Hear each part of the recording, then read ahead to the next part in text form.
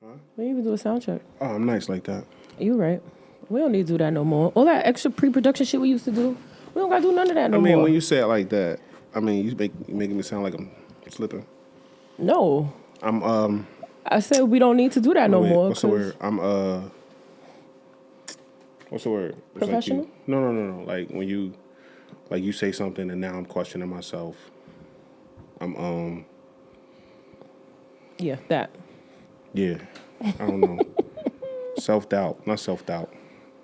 Like imposter syndrome? No. No. What's this shit called? All right, whatever. You the man with the words. Yeah, we'll figure it out. Welcome back to another episode of Union Street the Pod, where we have the most interesting conversations on the internet with the most interesting people in the world. I am Domo, here with my fave. I'm Union and Jackson. What is up, everybody? How are you? It is cold Young people. in New Jersey, okay? I just want y'all to know it is freezing.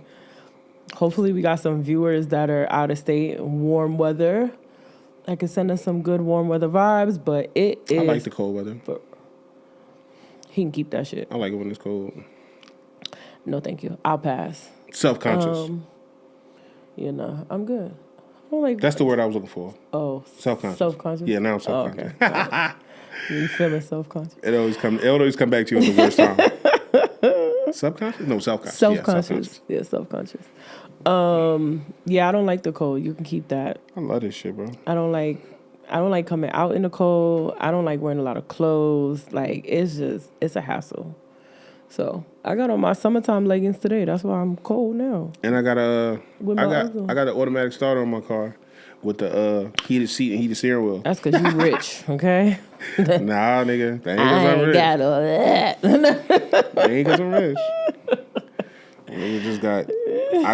I got the best version of bad luck that you could have. That's how you got that car? Yeah, because I got bad luck, but it worked out. Got it. You feel me? I would much rather have my old car. I mean, that car had heated seats. My car got heated seats. Let me not act like I ain't got shit. My car got heated seats. I don't like heated seats though. I don't like my butt hot. I wish the seat. I didn't like them at the beginning either. I wish the seat only got hot like in the back part. I don't like hot. I don't like having a hot ass. Nah. Warm buns me. I didn't like it at first either, but now, like, if you got it and I'm in your car, turn mine on. And I feel like every time that I get in the car with somebody who got them and they just assume that I want it, they always put it on, like, turbo. Like, y'all don't even just put it on low so that it just get a little warm. No, you put it on fire. I want mine on so high. that my ass cheeks are I don't like fire. I don't like my steering wheel because when my steering wheel is start to get hot, it keep going. It get hot as fuck. Like, you could barely touch it. So, I really don't... The steering wheel one, I got a monitor, but the seat one... Yeah, I'll pass. Toast him up. I only like it on the back, and I don't like it on my butt. But anyway, so I feel like we've been away for a little minute. How you been? I've been good.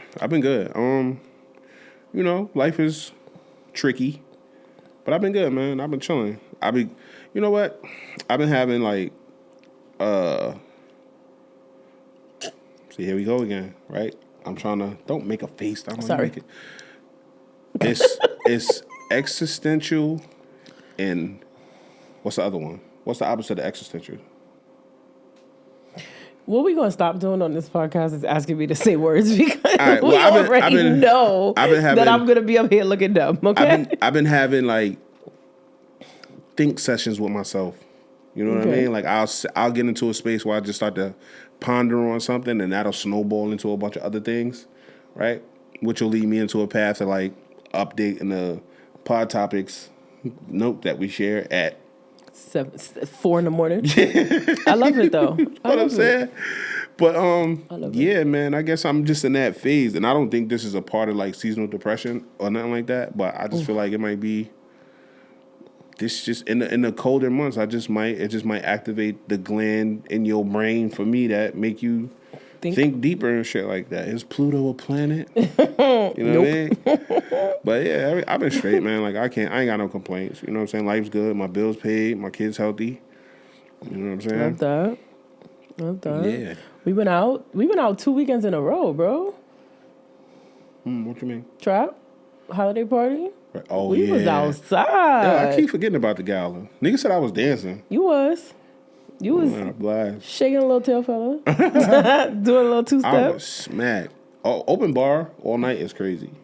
You know what? The only thing I don't like about it, so we went to the holiday party, but the weekend before that, that Friday night, like we went to Trap Saturday, so that Friday night, I went to a holiday party. Shout out to the people at Elma Park and the MTA workers, the bus drivers at Elma Park. Another year of a phenomenal holiday party. The only thing I don't like about these places, because it was the same thing at the one we went to, the only tequila they have is Casamigos. I don't want that. Stop serving us fucking nasty ass Casamigos. Like, we don't. Casamigos is trash. But it fucked me up that night. It fucked me up that night. It fucked me up the week before. That's why I don't know if you realize, but even like when we was on our way to Trap, like I was struggling because I was hungover from the night before. Bro.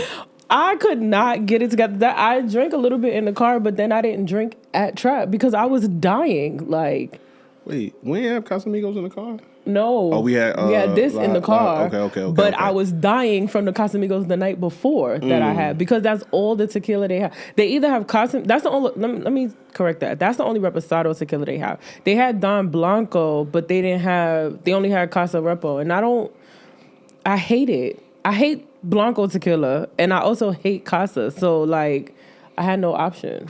Okay.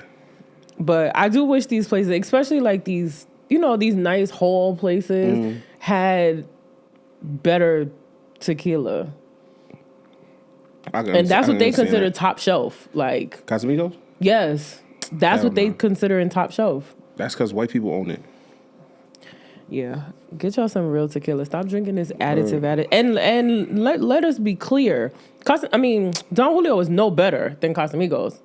Like, as far as like the additives and shit. Don Julio is trash. Yeah. But I feel like I'd prefer Don over Casa. I feel like for some reason Casa always makes me sick. Don, I'll be hungover, but Casa always makes me sick. I don't know. I wasn't sick the next day. I was drunk until late. I was still drunk until You know why late I wasn't really drunk? Well, no, I was drunk. I drank like 7 rum punches, like back to back. See? That's why I fucked up. Everybody that brought me a drink brought me 2. Let me tell you what happened. So the line was mad long. We waiting or whatever. The girl next to me, she ordered first. She ordered a rum punch. So I was like, "What'd you get?" She was like, "Rum punch." So since the guy was already making it, I was like, "Oh, make 3." He thought I meant make 3 for me. So he made 4 total. I was saying make her 1 and me 2. So I came back to the table with 3 because he made me 3. So that's where it started. And then I knew somebody else there that wasn't part with us. And I saw him walk into the bar and I was like, "Oh, get me a rum punch." He came back with 2. So now we at 5. Yo, everybody was double fisting drinks because they only had that 1 bar, 2 bartenders. It was too many people for that. They needed more bars and more bartenders. Because the line was taking forever. It took me like a half an hour to get those first rum punches. That's why when they made 3. How I get so drunk? Oh, maybe because the shit I did in the parking lot right before. All that. Because I chugged like one of these. It's like, boop, hit it. I had a pint. The little baby one? Yeah. And I drank half of that shit. Yeah. Right there in the parking lot. So. Yeah. But yeah, I had a time. I had a good time. The parts that I remember was fun. I had a good time. I had a lot of fun. Actually. And that Trap. Trap was fun too. Trap was fun. Trap was fun. Shawnee and Wu was laughing at me. Shout out to Shawnee and Wu. Shout out to Shawnee Talks Podcast and the good folks over there. They was laughing at me because they was like, "Yo, where you go?" I was like, "Man, I went to take a nap." So I went in the room. I laid the fuck down. Listen. Because I love that shit. I be having so much fun doing it. But, like, sometimes it just be like, it be a lot. You feel me? Like, and so I'd be like, I tell, "Hey, listen. I be in this thing. I'm about to take a nap real quick. Give me like 15, 20 minutes, power nap. I'm back in the game, Right. baby. Sometimes that's all you need. I dipped off at Trap too because Oh yeah.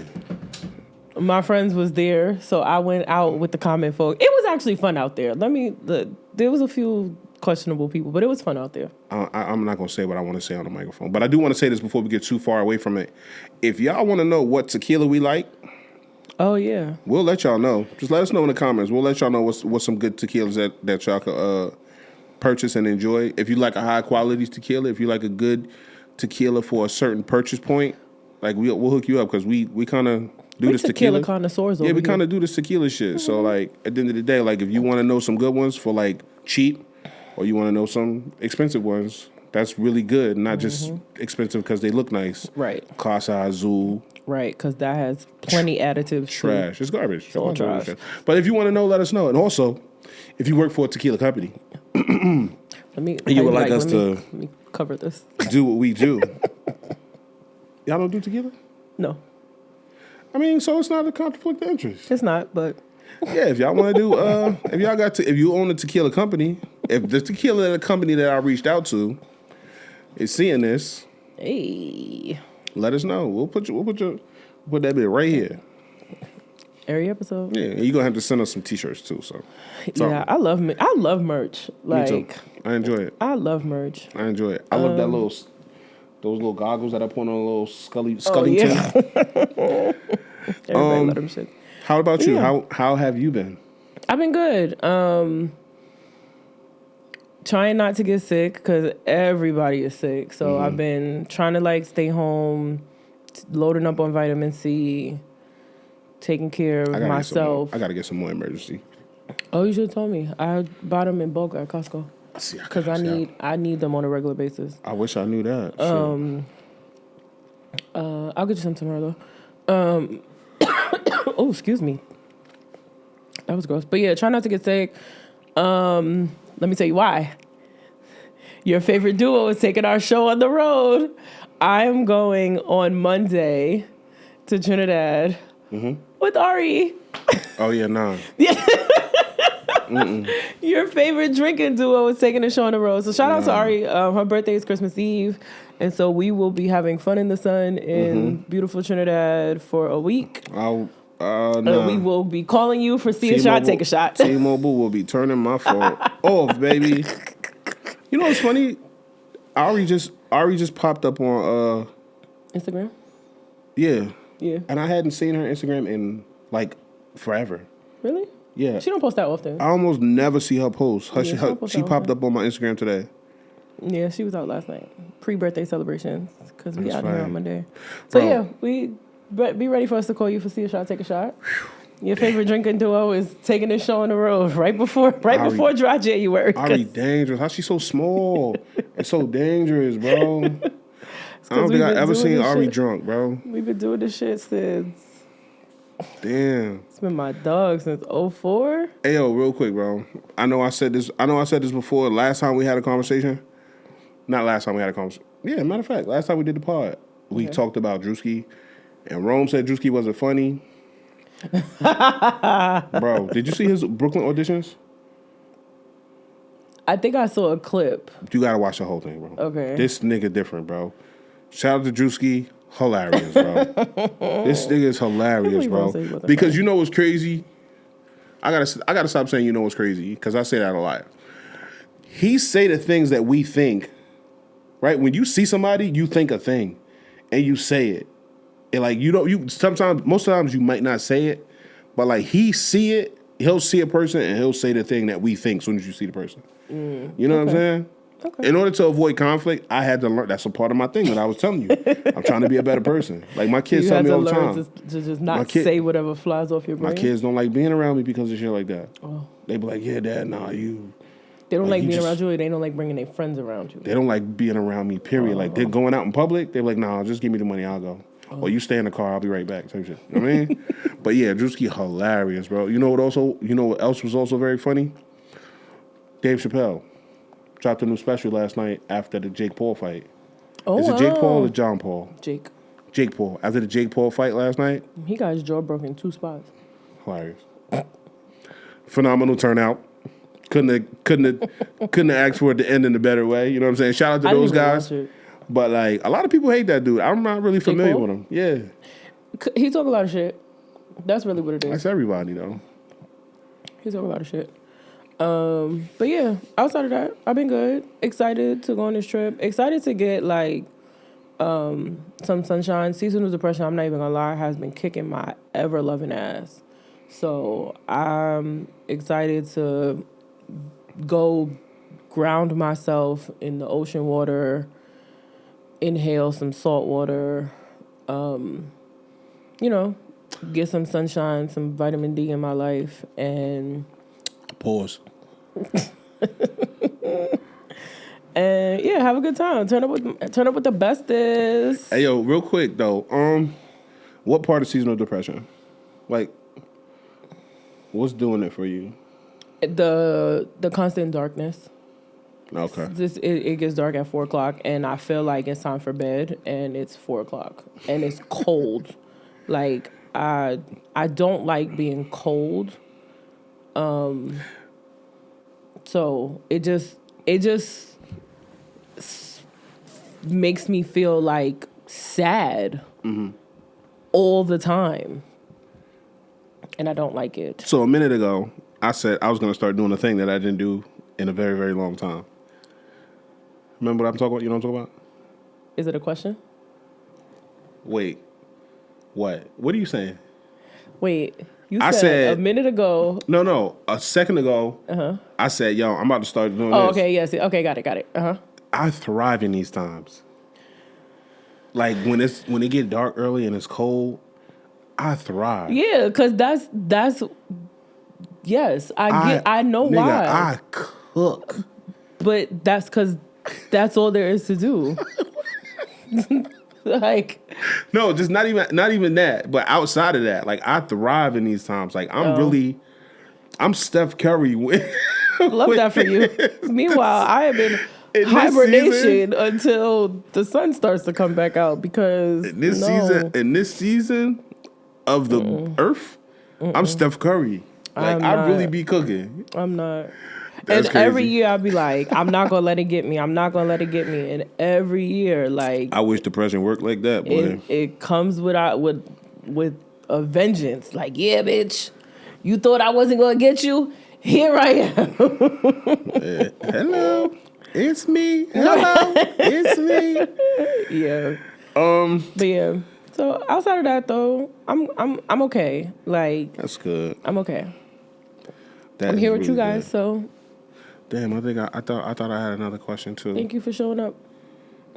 Yeah, thank y'all for showing up every time we show up. That's fire, bro. Y'all really rock y'all really with us. Fuck with us. Nah. I'll bring that up later. I'll tell you something off camera.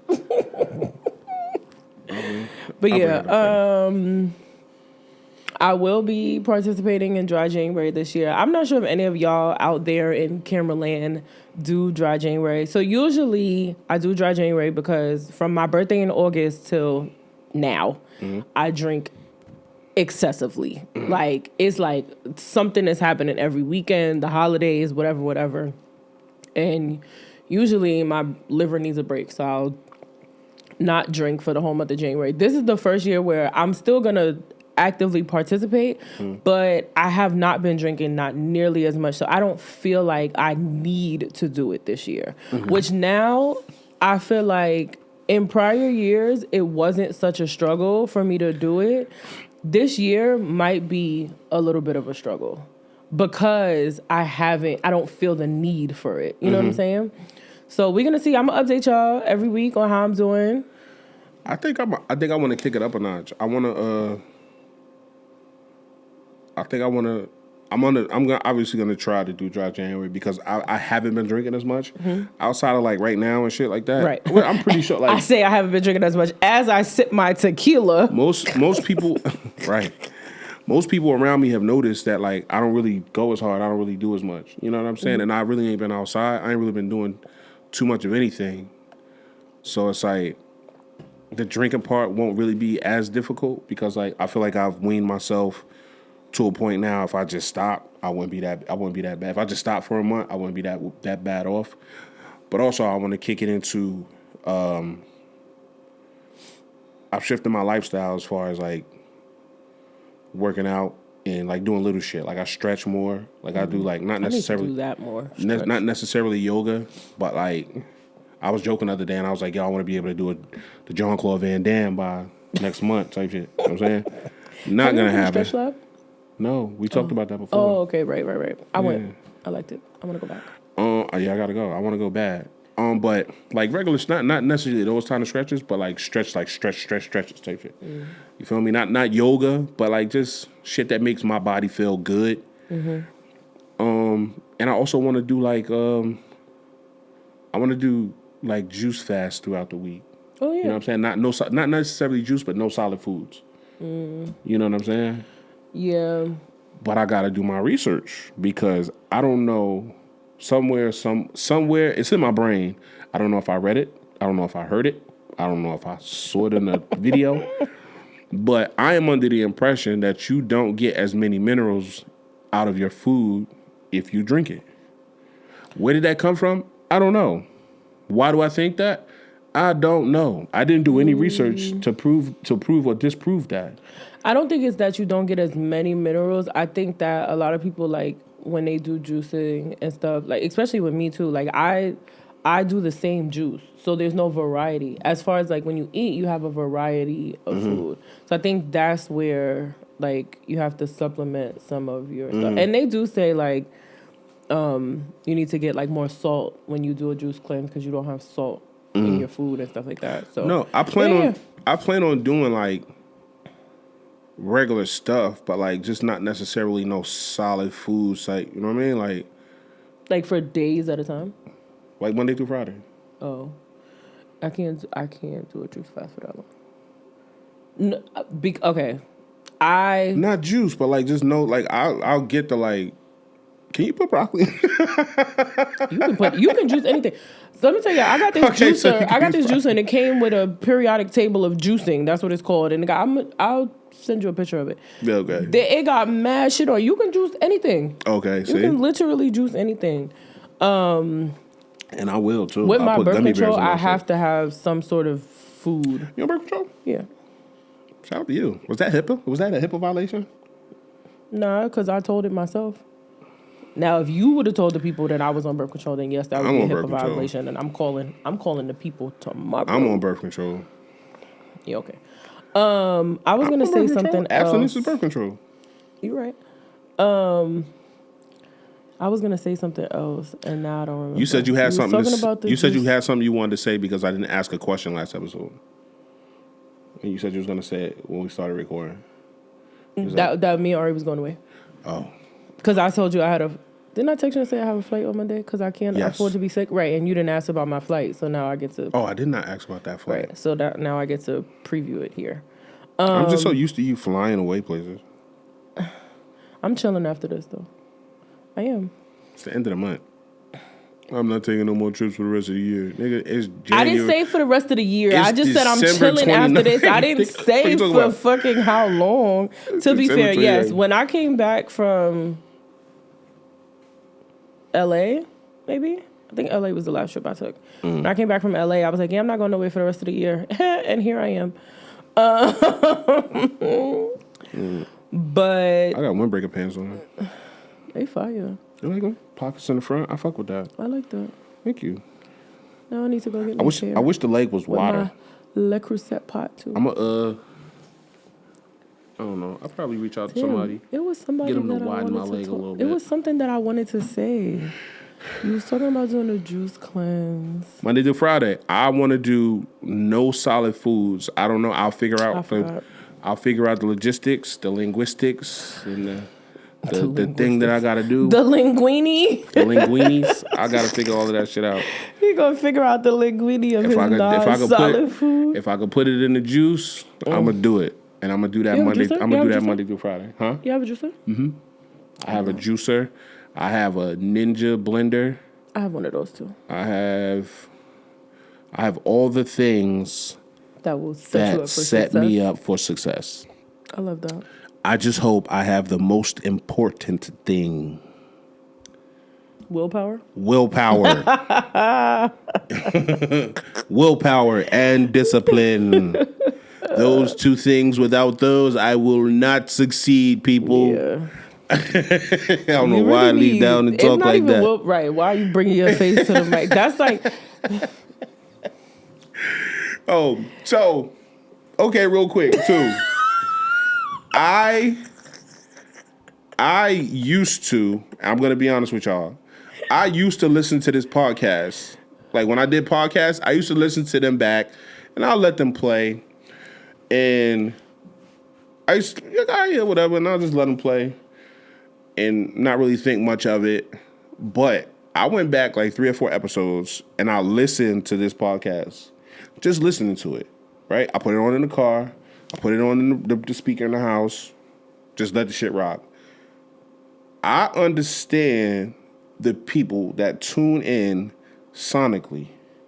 Like visually, maybe sometimes it might get monotonous and whatever because we just got this set up, and sometimes I'll make a face and I'll do a thing to piss Domo off. But listening to this podcast on like through speakers and like just letting it play, we sound good. I love that. We sound good. Like if you watch this podcast on YouTube, just do me a favor. Pick an episode, not necessarily this episode, whatever you want to do. Pick an episode and listen to that episode just through whatever app you have. Go to Spotify, you go to Apple, you could go to Amazon, you could go to iHeart. Wherever you listen to anywhere you could listen to podcasts, you could find this podcast. You know what I'm saying? I did my due diligence. It's a couple of them that don't exist anymore. I don't know if Chromecast still exists or Google Podcasts. I think Google Podcasts went away, I'm not sure. But it's 1 and 2 of them that went away that we no longer have access to. You can't find this podcast because they don't exist. We sound good, nigga. I love that. Like, it was a great listening experience. I have a beautiful voice. You do. Thank you. You have a very... because I really try. Yeah, no, not that. Yep. Nope. Next topic, because I don't know what the fuck that was, but we not doing that. We sound good, though. And I just want to say thank y'all for everybody that listen and tune in. Y'all been patient with us. Y'all been understanding, and y'all really been fucking with us. You feel me? Like, sometimes I'll get caught up in the numbers. The first thing I tell people that I start, like when I first started fucking with Shawnee and Wu, and I told them, I said, bro, don't get caught up in the numbers. Mm-hmm. Just do what you do, lock in, do what you do. Don't fucking focus on the numbers. The numbers are going to come. Everything's going to be perfect. You'll be okay. Mm-hmm. I got caught up in the numbers because I saw a dip in the numbers. I know we do our thing up here, bro. We have the best conversations. We have the most interesting conversations on the internet with the most interesting people in the world, bro. You feel me? Whether somebody comes through or not, like we have the most interesting conversations on the internet with the most interesting people in the world. Union Street. But like, we really provide a great listening experience. You know what I'm saying? And sometimes, I spoke about it recently. Like, sometimes our shit might get jacked. Like, somebody might find a way to take what we said and spin it and make it into a new question. Nigga, I could tell, bro. That's my footprint. You stepped in my footprint, bro. I know what's going on. But just take a second and listen to the episode. Listen to an episode and just tell me what you think about the listening experience that we provide. Listening to it on YouTube, we appreciate it. Keep that, you know what I mean? But listen to it on one of those apps and let me know what y'all think about it. Because I think it's phenomenal. I think we provide a super duper crazy listening experience. Tap in. What was you about to say? I was about to say something else too. But what was you about to say? No, I don't remember what I was about to say. Hopefully you say something to remind me about what I was about to say. Nah. No. One thing I was going to say, I need to talk to you about something off camera, but... I need to talk to you about something off camera too. Okay. Can I do my... And I know I'm not allowed to say it. Okay. That's why I can't say it on camera. Okay. Well, write it down so you don't... I'm not going to forget. Okay. All right. Before we get into the topics, though... Crazy. Can I do my nail fee? For sure. Shout out Kay. So, shout out to Kay. Another nail set. Here we are. Y'all move better... Shit forward. We gonna... Huh? Mm-hmm. Oh, I thought we was moving the camera forward. I got you. Not that far. Pay attention to the detail in the snowman. All right, my snowman got a silver scarf, a orange nose, a hat. My girl did her thing. Okay, She went crazy. I should have hard. I'm about to get my nails done. Go book her, but not too Say much. again? Because let me tell y'all something. If I can't get an appointment because one of y'all motherfuckers booked, I'm telling her to cancel everybody. Nah. Kay won't do that. She Kay's wouldn't though. consummate professional. Nah, she's the best. If you need a nail tech in Bayonne, hit up Tipped by the Goat. I will tag her in this. But these are my Christmas nails, my holiday nails, and she did her thing. Shout out Kay. Thank you, boo. I'm coming to get my nails done. Hey. Can I get my nails done? Yeah. My nails grow so fast. This is a week's worth of nails. You can Ain't get that your nails crazy? done. That's crazy. My nails grow fast too. I just be keeping them on because my sets be so fire that I don't want to take them off. Respect. But I Respect the shooter. usually keep them on a month. You respect the shooter. I appreciate Yeah. that. Because good craftsmanship cannot go unrecognized. Because a lot of times niggas are they don't appreciate the work. Like Kay, obviously, I don't know. You say the couple times that I've seen you talk about your nails and I've noticed your nails, they've been like that. You feel me? A lot of times people they'll just live their life and not really fucking I don't know who the fuck do Julie nails. I don't know who do that shit. Okay. I mean, they be nice sometimes. That's not what I was talking about, but okay. Yep. But I don't know who do her shits. You know what I mean? Green, okay. But to be fair, not everybody will sit for something like this. Not everybody wants things like this. So, it all depends on the person. Kay be going crazy. Kay, look, listen, I'm about to come holla at you. I had to do I'll let you do my thumb. Not my thumb. Wait, do she do legit manicures and shit like that? Or she just do designs and stuff? No. She do the whole thing. Oh, why? She do the whole thing. All right. Yeah, but hit up Tip by the Go. I'ma tag her in the thing so y'all could book with her. In Bayonne. Shout out to my girl. At the crib, real close. Yeah, that's all I had to say. Sorry. No. Did that make you remember what you wanted to say? It did not. Okay. But you know what? that did make me think. Because you had nothing to do with nails. That did make me think about something that right there, when you got when you said sorry. Mm-hmm. I don't know. I don't know why I said it. Somebody used to do that too. They used to do that all the time. They'll say something and they'll get whatever, they'll say what they gotta say, and I'll be like, oh, my bad, no. But go ahead, what you were saying? I'm like, no, nigga, what you apologizing for? I don't know why I said We it, here to talk. It's all good, baby. I do have a question for the people. When y'all find somebody who does things, especially, men too, because barbers, right? So do my barber's the nicest. I don't go see him often, but when I pull up on bro, when I do, he fixes me up. He brings me to life. I get bitches. Yeah. Okay. Great. Cool. We'll go with that.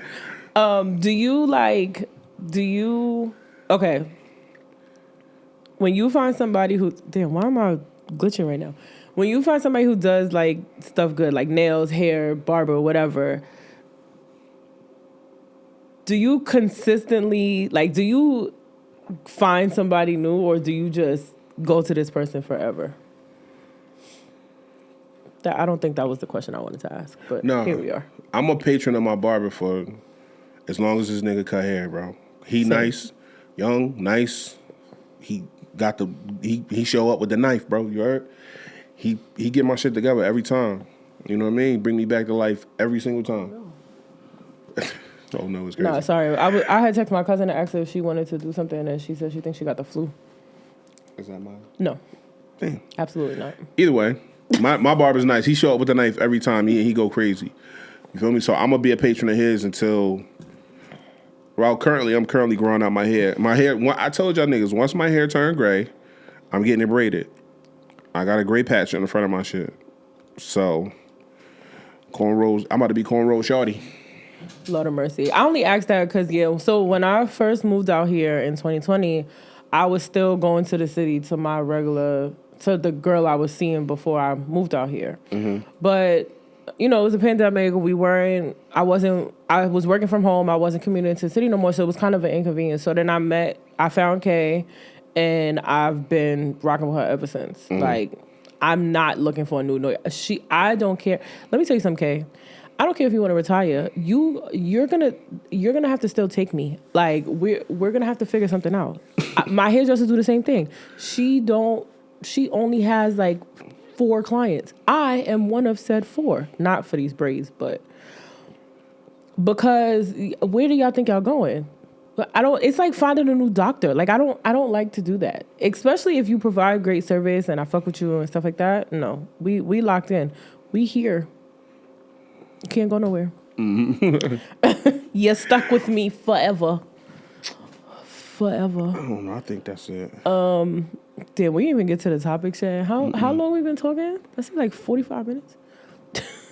Yeah, 37. Oh, yo, do you know that every fucking time I go to look at the time, I try to look all the way up there, but I could have just looked down there? Yeah, I don't have my glasses, so I can't see either one. I can't see that up there, though. I can't see it either because I don't have my glasses. Even with the glasses on. Because the light, the glare is set of a new prescription. Do we need a new prescription? No, I think because the glare from the light and the way that it's not facing me, it makes it weird. We gonna switch seats. Should we switch seats one day? We can. I like how your camera look. Oh. My face look dry as shit right now, by the way. I actually do want to switch seats. My face, that's why I asked you for lotion. Because your face dry? Yes. No, I don't. But you didn't bring the lotion down. I don't put lotion on my face. I had to learn all lotion is not face lotion. No. Did not know that. Yeah. So I was one of those people that used this lotion, the same lotion for your feet that you use I for was your using that shit for my face. The same lotion you use for your ass crack, you used it for all for my face. And I would lotion my face last. So I had feet and ass. So you had ass trees. I had feet and ass on my lotion. We already had this conversation about the washcloth. Oh yeah, one washcloth. One washcloth. Yeah, no. I've been better now. I think I said it, but I got a loofah. I have a washcloth. Okay. Right? Thank God, because y'all niggas be stretching it, bro. Like niggas be having too much going on. Your face because niggas you don't put it on you. I got a toothbrush for the top and a different toothbrush for the bottom. Shut up. Also, real quick, since we on the field of hygiene, tongue scrapers. I have one. Phenomenal. Mm-hmm. Phenomenal. If you don't scrape your tongue, you missing a part. Phenomenal. Your breath stink. I had an issue with someone that had terrible breath stuff. Their breath situation was situation was atrocious. So I had to tell him, like, listen, here's this thing. Scrape your tongue, or I'm gonna cut it out of your mouth. That's disgusting. But you do know that part of it is internal, right? Yeah. So it could be your tongue, but it's also like. But yeah, internal. let's start at the top. Go to the doctor. Okay, 40 minutes in, we gonna get into some topics. Regular shit. That's when we start. We normally start around 40. We normally start around 40. I do want to switch seats next time, though. You think it'd be fun? Yeah. Yo, shout out to these sneakers, bro. You get money. No. This is the New Jersey. Oh, Air that's Force the One. ones on the sneaker that was shown on the sneaker room. Those are fire. It says Air Force One. This Dubray says Air Force One. And this Dubray says New Jersey. Oh, that's fire. Fire, bro. What's that called? Dubray? I ain't never heard that word before. Let me stop talking because the little thing at the sneaker. I'll be sounding unintelligent. No. A lot of people don't know the name, but they just call it the Air Force One thing. Oh. Because the Air Force One is the only one that got it. I know. That's why I never knew it had a fucking name. Do you know what the holes that the shoestring go through is called? Nope. Those are called eyelets. Oh. You ain't sneakerhead. I feel like sneakerheads know that. Nah, I'm not a sneakerhead though. He lying. But yeah, let's start the podcast. Okay, so when you call people on the phone, do you just let the phone ring till it go to voicemail? No. And do you have a different ring limit for regular calls that you do FaceTime? No. You know who's disrespectful with calling on FaceTime? Who? Children. They will let that shit ring from now until the end of time if you don't pick it up. Right. So small children at that. Jackson won't hang up. Right. And like if I don't answer and he'll call back, he'll call and he'll say, "Hey, I called you. I've been calling Right. you." All right, I Fifi, see. Listen, Fifi. I'm currently getting my gallbladder taken out. Fighting a fire right now. I'm fighting for my life water. right now. So I gotta call you back. I gotta call you back. Okay, what you doing? Yeah. All right now. Literally. I will hang up on the child. I will. I don't want to. Kids But, are hilarious. Ring limit? Yeah, I do. I don't let it ring. I don't let it ring out. I'll give you like, depending on who you are. Like if I call you, I'll give you like 3, 4. Going into that 4th ring, I'm preparing to hang up. But anybody else, it's like 2, 3. But you know what's funny? I did an experiment one time. Two. I did an experiment one time.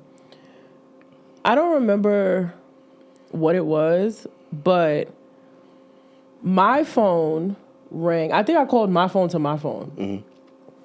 The phone that I had to my ear rang 3 times before my phone rang. Oh, I don't care. So now if you're hanging up at 2, I'm never getting this call. So that's what makes me let it ring like 2 more rings. No. Because I know that now for FaceTime, you got like 4 rings unless I really want to talk to you. Like you, and let me not say that because there's nobody that I call on FaceTime that I don't want to talk to. So FaceTime, it'll be like 4. I don't know. But I definitely know that if you call, I don't know if that still happens, but I definitely remember like calling the phone and it rang 3 times before the phone actually rang, which was, I was enlightened. Even if that was the case, I'm still like regular people. I'm giving you 2.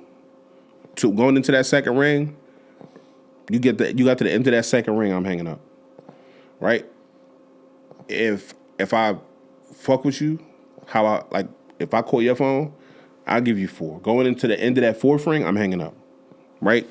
And that's in some cases. Like if I got something I really need to say, I'll go into that 4th ring. But I'm not going past that. Right? And also, I'm not a person that you can call back. So if I miss your call and you call me back, 98% of the time I'm not going to answer. No, the other way. If I miss your call, you said if you miss the call. No, oh yeah. If the person misses the call. If the person that I'm calling misses my call right. and they call me back, 98% of the times I'm not answering. Because it's like, no, nigga, fuck you now. You see what I'm saying? See, but that's not fair because sometimes my phone be on the couch and I'll be washing a dish and I see it flashing, but I got to dry my hands and run to the couch. I done missed the call. So now I got to call back. That's a rare occasion, right? Because I don't know any of my friends that don't always have their phone in their hands. Like I've been around people. So that's what I'm saying. Like I've been around you. We talk, we hang out. Like we've been on the couches, just in the crib chilling, watching TV, talking shit.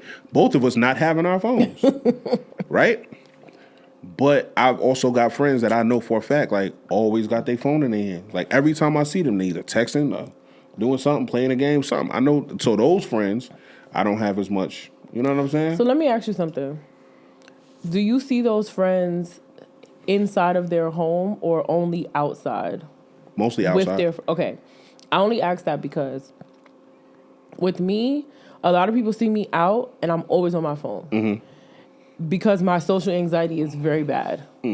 So being on my phone keeps me distracted. When I'm in the house, I'll go upstairs, leave the phone downstairs. I'll take one phone and not the other phone. Because I'm comfortable in my space, you know? And I'm kind of awkward. And I don't want to say uncomfortable outside because I'm never uncomfortable when I'm outside. If I'm uncomfortable, I'm going to fuck home. Like, let's put that out there. But I'm never uncomfortable, but I guess awkward, maybe socially awkward a lot of bit, keeps me in my phone when I'm out, which is not the same as when I'm home. That's why I asked you about those people being in their phone all the time. Do you see them out or do you see them at home? My thing is like, I'm going to say this with all due respect. That means he has I don't mean zero any respect for you niggas. No, that's not true. So no, this is not that, right? Okay. But like 90% of the time, if I'm out and I'm in my phone, I'm trying to get some pussy. So my anxiety is set up in such a way, like I tell people all the time, like I gave the example, like we could call Eb right now, and I tell Eb, like, yo, when you get in my car, what's the first thing you say? She always tell me, turn the heat off. Because like I said, I liked it. I like my shit. Toasty in that bitch. My anxiety is set up like, I don't like being around people. So that's when I sweat. So I understand that part of it. I'm not socially awkward in any other way except that, like, my anxiety, a nigga sweat. Then you'll just chalk it up to me being a fat nigga. 90% of the time, like, when we regular chilling, I'm not a sweaty nigga. You know what I'm saying? I just be taking it as the liquor is kicking your ass. A lot of times that be it too. Sometimes that be it too. But like, the liquor is kicking your ass. First couple cups, I'm fucked up. I'm sweating and shit. But then, if you notice, after a while, niggas stop sweating. Niggas start dancing and shit, having a, you know what I mean? Time. But yeah, my ring limit, like, nah. I don't think nobody, especially when I got friends that pick up on the first fucking ring. Yeah. Like, I got homies that I call them, I was like, bloop, bloop, bloop. I'm like, oh, shit. This shit didn't even ring once. You feel me? But, like, if you don't answer when I call, we enjoy life, nigga. Don't do that to me. I have scatterbrain. Like, I don't always. I don't do that to you, though. You know what I mean? What's your ring limit? It's like 4. Just 4, period. 4 for FaceTime, 4 for. What? Yeah, we're gonna do the experiment with the calling. You know, and I'm gonna show you. You know. It's been times where I'll call somebody and I'll start doing something, and then they'll voicemail or pick up. I'll be like, oh shit, I'm still on the phone. The fuck, nigga? And now that's the only situation in which, especially if I'm doing something funny and I'm like, yo, I gotta tell Domo, call Domo, and that shit happened. And I'll be like, supposed to ring. The other reason why I started letting it ring longer is because I used to only do 2, and then my mother always be like, why you hang up so fast? I couldn't even walk to the phone. So now, just instead of it just being 4 for just her, it's just easier for me to just make it a universal number for everybody. I mean, why you hang up so fast? Like, the voicemail came that's on. what I be telling her. I be like, the voicemail picked up. No, it didn't. I be like, all right, yo. I tell her all the time. But she be stressed. So I be hanging up on niggas. Niggas be like, yo, I answered the phone. I'm like, yeah, nigga. Yeah, the voicemail answered it first. Hey, yo, you know what else I'm bad at too? I'm bad at ending the call fast. I'll say, like, I'll be talking. I'll be like, yeah, so when you get done, just call my phone. All right? Motherfuckers be like, yeah. And I'll be like, boop, boop, boop. Oh, yeah, I do that all the time. I'll hang up on the motherfucking ears so quick, bro. Yeah. I'm terrible at that shit. Oh, don't let me be in the car. Because now you done cut my music off. So now what you got to say? And I'm pushing that button on the steering wheel so quick. Oh, nah. If I'm driving, you got to stay on the phone. Depending on who it is. Like, I don't know. My phone don't ring as much no more since I stopped giving niggas money. Oh, that's... Since I stopped doing favors, my phone stopped ringing. But I tell my folks all the time, I'm out of favors. Like I told, different but still funny. I told Bria asked me to do something. You were saying a lot of names on this podcast it's today. Fine. Okay, it's fine. I'm just putting it out there. It's fine. My daughter. My daughter asked me to do something, and I told her, like, at the time I was like, yeah, I can't do that. I said, I can't do that for you. She was like, okay, whatever. She chalked it up, whatever. He can't do it. So then we was talking earlier today, and she was like, no, because remember that time I said this, and that, you said you couldn't do it. I said, no. I could do it. It's just in that moment, I couldn't in good faith do it because you was late to school a bunch of times. You didn't do what you were supposed to do with this. You didn't do what you were supposed to do with this. So in good faith, I could not do that for you because you didn't deserve it. So she got an attitude with me or whatever, and she was like, oh, my God. I actually do need a favor from you. You need me to... Huh? You need me to marry you? Yeah, no. I need an actual favor. Okay. I would do that for you. We talked about it, but I do need... I might need a favor. Let me put it that way. Okay. I'm going to need a favor from you, too. Okay. Okay. No. Actually, I lied. You can't have a favor from me. Why? You don't even know what it is. I can speculate. What do you think it is? Exactly what you just said. No. No. No. No, it's not that. It's not that. You know what I would want you to do? You know what I want all my friends to do? I want y'all to do a words with union. Oh, okay. I would want y'all to Let me do find something that. profound to say. I would even write one for you. Oh, perfect. I would even do it for you. I do them shits all the time. I would write one for you. I love them. Okay, yeah. So ring limits. I don't really let the phone ring out. Does anybody let the phone ring out? People out there in Kimberland, let us know. Do y'all let the phone ring out? Like, do y'all hang up quick? Do y'all answer when people call you back if they miss your call? Shout out to all the people though that answer the phone for me when I miss their call. And I promise y'all, I be trying not to miss y'all call. I really do. I just can't get to the phone fast enough sometimes if I put it down somewhere. So, I love y'all. Was that the reel? Did you do the reel just then? I don't know. Did I? Maybe. I don't know. Maybe it was just We'll popping see. shit. Like, can I do one? Do it. You can do it. It's your question. You do it. Sorry. What is your ring limit? How many times do you let the phone ring before you hang up? Are you one of those people that let the phone ring out till your shit go to voicemail? So basically, I'm asking you, are you a stalker? Right? Let us know in the comments, or you can email us. Do we have an email? Let us know in the comments. We'll make one today. What's your ring limit? Do you let the phone ring out, or do you have a set number of rings that you let the phone ring to before you hang up? We do need an email, right? I feel like I have one. I think you have one for Peaceful Beloved. I got one for that, and I got one for Peaceful Beloved. I do not have one for Union Street. Got it. And I have been using the Peaceful Beloved email for the YouTube. I mean, we could do that. We could change it. We could switch it up. Cool. I want to say something because this is another thing that I was thinking about since I've been away and I have been in my thinking bag. I had a situation where something came up and I felt disrespected by it.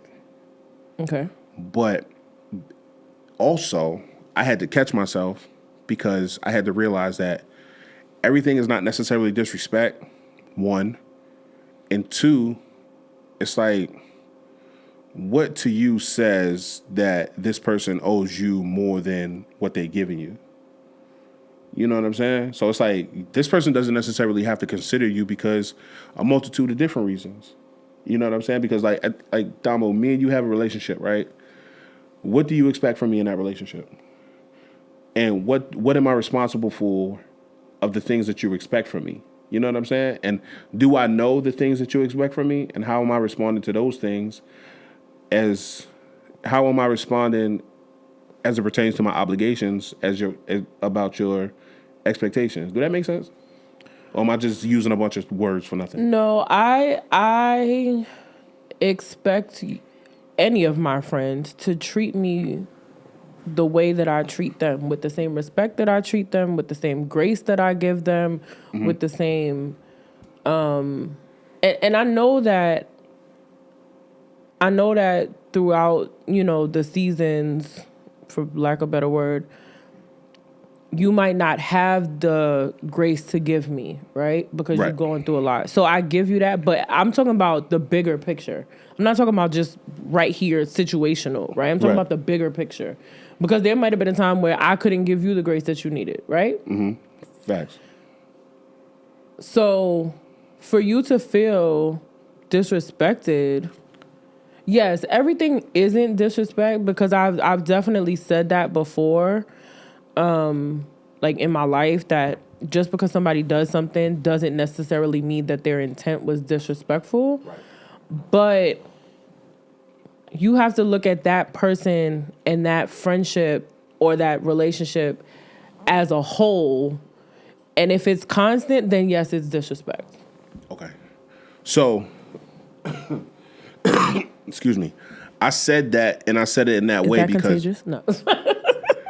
I said that, and I said it in that way because there was a situation in the NBA where Chris Paul was sent home, right? They said the nigga was just sent home. I don't know if they say he was cut, he was waived, But they was like, and he tweeted it or posted it on one of his socials, like, yo, I was just sent home.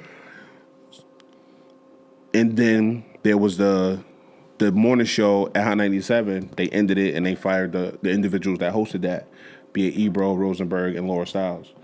I mean, I'm not very, very familiar with any of these people, especially not personally, but I'm not the biggest fan of Ebro's because I've seen how he treated people. So that's, for me, him being fired was his chickens coming home to roost because of the way he interacted with people. He treated people like he was above them. You feel me? And I heard he wasn't even from New York. I feel like hometown talent should be those that pioneer those spaces. Not pioneer, but head up those spaces. Charlamagne's not from New York. I mean, respect to that. But I feel like DJ Envy is more in charge of that situation. Oh, okay. I thought you meant like shouldn't be on there at all. No. Oh, I feel like the heads of those spaces should be like able to say to you like, yo, this is New York. You know what I'm saying? Whereas Ebro was from the music industry, I guess. Okay. So the things that I'm learning about him now, outside of me not liking the way that he handled people, which is none of my business, honestly, for real. But at the same time, people only handle you the way that you allowed them to. So all of them people that he handled not in such a nice way, they've allowed that. True, but like, I just didn't like that part of him type shit. You know what I'm saying? I'm learning like he was more of a music business person. You feel me? But I was thinking about that because like a lot of people was taking Chris Paul's side of it, which with all due respect, Chris Paul has done a lot of great things for and in the NBA. I respect him. Chris Paul deserves a ring. He should have a ring. I don't know why he don't. I can tell you a lot of reasons why he don't. Okay, well, let me not say I don't know why he doesn't. I do know why he does not. There's a bunch of reasons why he don't have a ring. I feel like he deserves one. True. He should have one. You know what I'm saying? Russ should have one. A bunch of guys should have one that don't. Right? But neither here nor there. Right? Why do people think a business like the NBA, because it is a business, sports entertainment, why do people think that he doesn't, like they're going to treat him as if they owe him something? Everybody don't get the farewell tour, and the farewell tour is something that's orchestrated amongst the players, right? Now, probably given the opportunity, they would have probably did that for Chris Paul. But at the same time, if all of this shit is business and everybody, you shouldn't have no feelings of business. That's one of the first things they tell you. In business, leave your heart at home.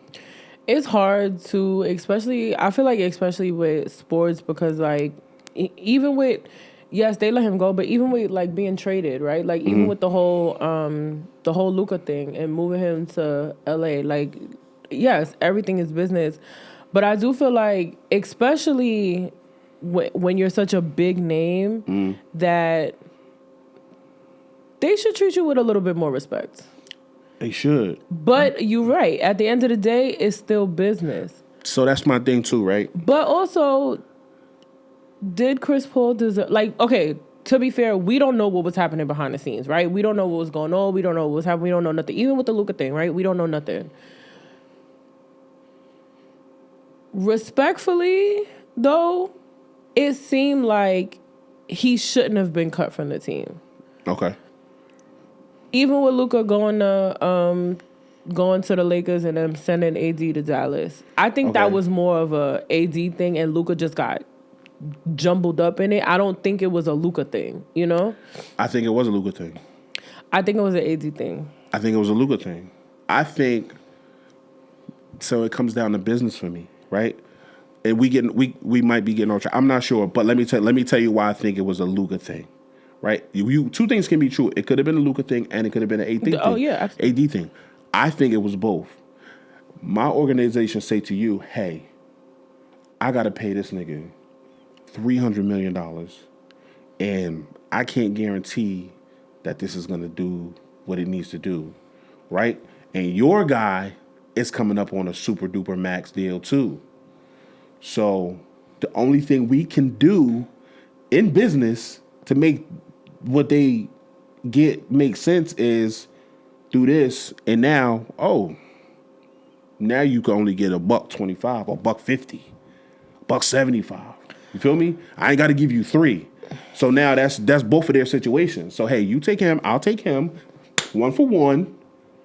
and then we'll just, you know what I mean? also think that I do think that you're right. It was partially a Luka thing because Luka had gained mad weight, and he wasn't moving as fast. He wasn't doing the things he wanted to do. But then he showed them niggas that the summertime came. He got in shape. He moving better. He's doing everything better now than he was in Dallas. All right, but cool. Even using that example with the Chris Paul situation, right? These niggas is younger. You're a 6 foot guard. These you already small. You a small guard, older, slower. Yeah. These niggas is bigger, stronger, faster, and they playing. I don't think I've ever seen Chris Paul dunk. Like these niggas is playing above the rim type shit. You know what I'm saying? I mean, I get it. I just feel like it's very disheartening to see like people that we consider. I don't even want to say the greats because that sounds like way, way, way up here. But like people that we consider better than, I guess, better than average. Let me call it that. Better than average.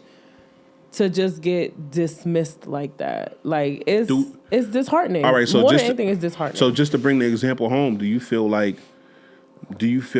Ebro was done a disservice? Like those people, the Hot 97 morning show? I feel like Rosenberg and what's her name was done a disservice. They just got wrapped up in the whole shit with Ebro. In his shit, right? Mm-hmm. I mean, that makes sense too. I could respect that. I could respect that opinion. But just to recenter the point, right? Business is business. Like you sign a contract. Let me ask you a question like this. Just to put it in those terms, in business terms. If we sat here and we talked, and at the end of 2026, you made $1.5 million. Put that out in the universe, baby. And I made $1.5 million. We both made $1.5 million, right? Or $1 million. Let's just say $1.5 million. That's a beautiful number. We both made $1.5 million, and come this time next year, I say, you know what, Domo? Next year, I'm not doing a podcast. You know what I'm saying? You go your way, I'll go mine. We're done. Right? Do you have any reason to hate me? No. Right? So I feel like with using that example, like, yo, you've multiplied your reach. You've multiplied your influence by, who knows, tenfold. Let's just say tenfold, right? I've made you millions of dollars. I don't know if that's Hot 97 situation, but Chris Paul made millions of dollars throughout his career. You feel me? So it's like, in business, like, how could you be upset? Like, yeah, you want that celebratory thing to happen for you, but like, even in the Ebro and Laura's, even in the Ebro morning show situation, I'm not gonna keep saying Ebro. I'm gonna just say morning show situation. Mm-hmm. In that Hot 97 morning show situation, how could you be upset? Like, I get it. You could be upset. You could feel like, oh, my feelings deserve to be considered. But like at the same time, nigga, are you crazy? I made you $1 million. I gave you millions. I gave you X dollars. I multiplied your reach. I multiplied your influence. I feel like you had your time to do what you needed to do. So it's like, now that time has come to an end. In my mind, it makes sense. Businessally. Yeah, I do. I think two things was happening, right? I think that Chris Paul was coming to the end of his career. Like, I think that he was going to retire after this season. I think that regardless, because they still have to pay him out for his contract, they should have just let him play. You know, like, I also feel like, damn, what was I don't know, because I don't know him personally, but like the rest of us, maybe he felt like he wanted to get a ring before he retired. Or this was honestly, I feel like this was gonna be his last year. Mm-hmm. I feel like he was gonna ride this season out, and he was gonna give it his all, and this was gonna be like the last hurrah. I think that, I want to say even like after the All-Star break, he was gonna make an announcement that this was gonna be his last year.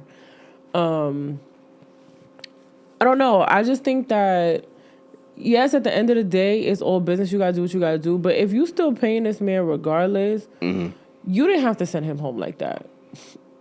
I feel like if you were doing it because you was trying to like get like salary space and you didn't have to pay him no more, then cool, right? Maybe. But if you still have to pay him out for the rest of his contract, what difference does it make doing it now and doing it at the end of the season? But not necessarily even at the end of the season. Or doing it at the end of doing it at All-Star break. So that's the thing. Like maybe they only got another month. He could probably get waived. You know what I mean? You never know. You never know what's gonna happen. Like I don't know the whole ins and outs and the specifics of the situation, right? I know what was being reported and the things that I've read. You know what I'm saying? It don't necessarily say exactly why they sent him home. Like they ain't gonna come back and be like, "Yo, the nigga was a bad locker room guy," or the nigga was just slow, old, and getting ass. You feel me? Like, the young niggas in practice crossing him up type shit. Feel me? Yeah. So we don't know. I don't know, man. I don't know. Business is business at the end of the day. At the end of the day. And you can't take anything personal. It's not always about you. Like, it's everybody is doing, especially the higher-ups, the owners, all of them, they're doing whatever they can do to make them more money. They don't give a fuck about none of y'all, the players, nothing. Like, I even go, like, even with work, right? Like, me and my regular-ass job, I tell people all the time, I don't come to work to make friends. My coworkers are not my friends. Like, yes, I do have, shout out to my coworkers that are my friends, but I don't come to work to find friends in my coworkers. I have friends in my everyday life. I tell people this, even like people that I know, my younger cousins and stuff that are just now getting into the workforce. These people might smile in your face. They might act like they like you. They might do all the things. These people are not your friends. Like, because when the opportunity presents itself, they will throw you under the fucking bus. It is disgusting, but it is what it is. So don't, just because they're happy and, oh, let's go to happy hour and do this. That is not part of your job description. You don't have to do that. You don't have to befriend these people. At the end of the day, it's business. The business that you're working for is trying to make money, and that's what you're there for. You're there to do your job, collect your check, and go on about your business. For sure. Everything is business. Business will prevail at all times. You know what I'm saying? Because like you saying, just to piggyback off that, like these people, like if it came down to it, like if somebody was accusing you of something that happened at the job, and these people had an opportunity to stand up for you, like a lot of times them niggas ain't gonna do it. You feel me? They're gonna protect their own ass. They're gonna protect their own self-interest, and you know they're gonna go with what they need to go with for themselves. Let me tell this story that I always tell, and this is not part of our topics, but I'm gonna tell the story anyway. So, one of my old jobs, I needed an assistant. Collected all these resumes, went through the resumes, narrowed it down, did the interviews, whatever. Ended up hiring. Meanwhile, put this out there, the company was a Jewish-owned company, right? Oh, my God. All white people. Ended up hiring this black man that was older than me. I thought we was going to be locked in. He wasn't the best on paper, but fuck that. I'm not hiring a white woman to be my assistant. I'm hiring me a black man, okay? What the fuck I'm doing? He was making mistakes. And part of this, and I will fully admit, part of this is my fault. Black men forever, niggas never. That part. He was making mistakes, and I would fix the mistake and be like, here, yo, you're fucking annoying. Snow niggas is crazy. Snow niggas is wild, by the way. I can't fucking deal with you. I was trying to talk through it without laughing, but I cannot. Like, he was making mistakes, and I would fix it, and I would be like, hey, you did this wrong. This is what I did. Cool. Go on vacation. Matter of fact, yeah, maybe like halfway through the vacation, my homie texts me.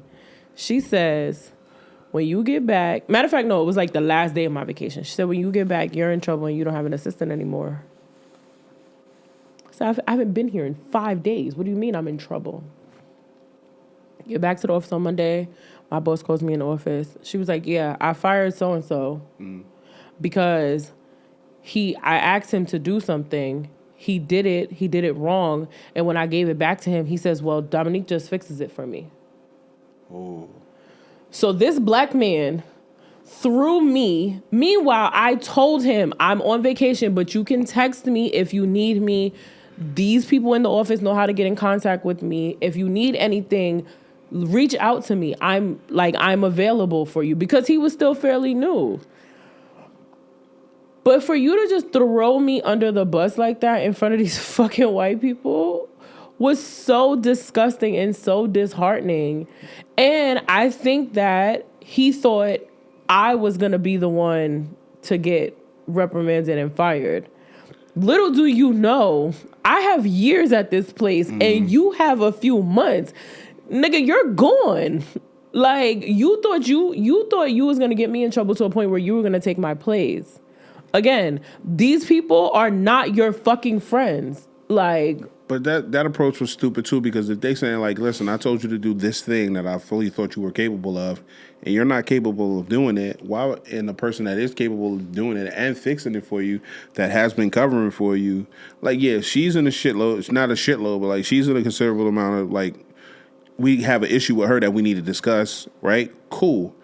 But like, for you to think that like, I'm going to just put blame on this person. Like, because even if you've been here for months and she's been fixing your mess ups, like, why don't you know what to do now? These, you know, yeah. So, that was another thing. And then, so the real reason why I got in trouble. Never said niggas wasn't crazy.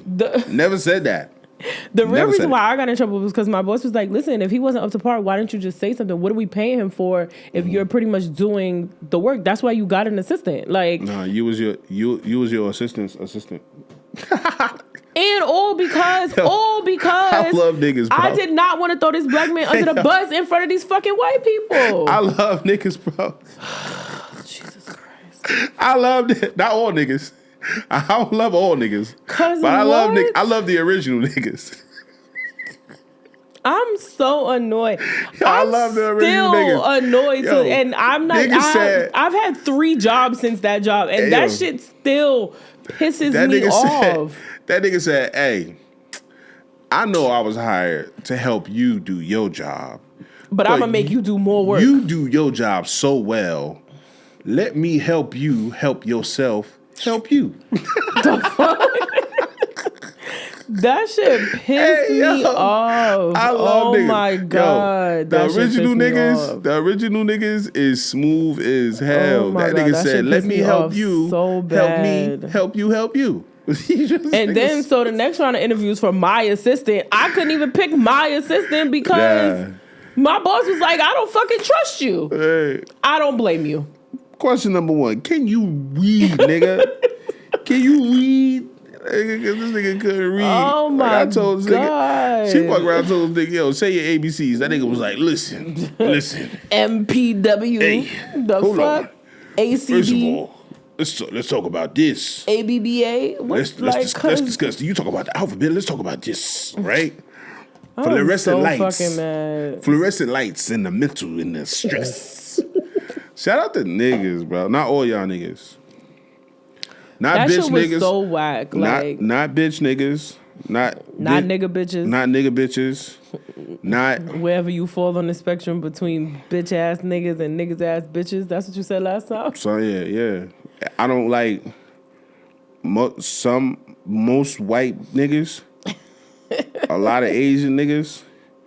Like, you know where you stand. You know if you a likable nigga. If you a Jewish nigga, white nigga, black nigga. What other types of niggas though are there? It's a lot of different types of niggas. But you know where you stand in the spectrum of nigginess. And you know if you're a likable nigga or not. And if you don't know if you're a likable nigga or not, look around your circle of niggas. Do you have niggas that you could call right now to borrow $10 from? If you don't, you're not a likable nigga. So there's that. You know what I'm saying? But either way, when is business not business? When is business more than business? Let us know, like, have you ever been in a situation where you thought it was just business? You thought it was more than business? I don't know. I guess that's what I want to say. We'll move on to the next subject. Wait, did we close that out good or no? No, hold on. These people, what do they want from me? Sent you a link. So remember last pod when we had the conversation about like always supporting black businesses. Right. And I was like, that doesn't no. Right, yeah. This is part of that. This was me. Like, out of all the people that came, he was the only black person that came, male or female, and I was like, yep, he's hired. Mm-hmm. And look at where it got me. You get what I'm saying? Like, I should just fucking hire the white lady. I don't know, because this didn't work out well for me, you know? So, yeah. A lot of everything is business. It all boils down to so yeah, that was our topic. I'm glad we're remembering shit, right?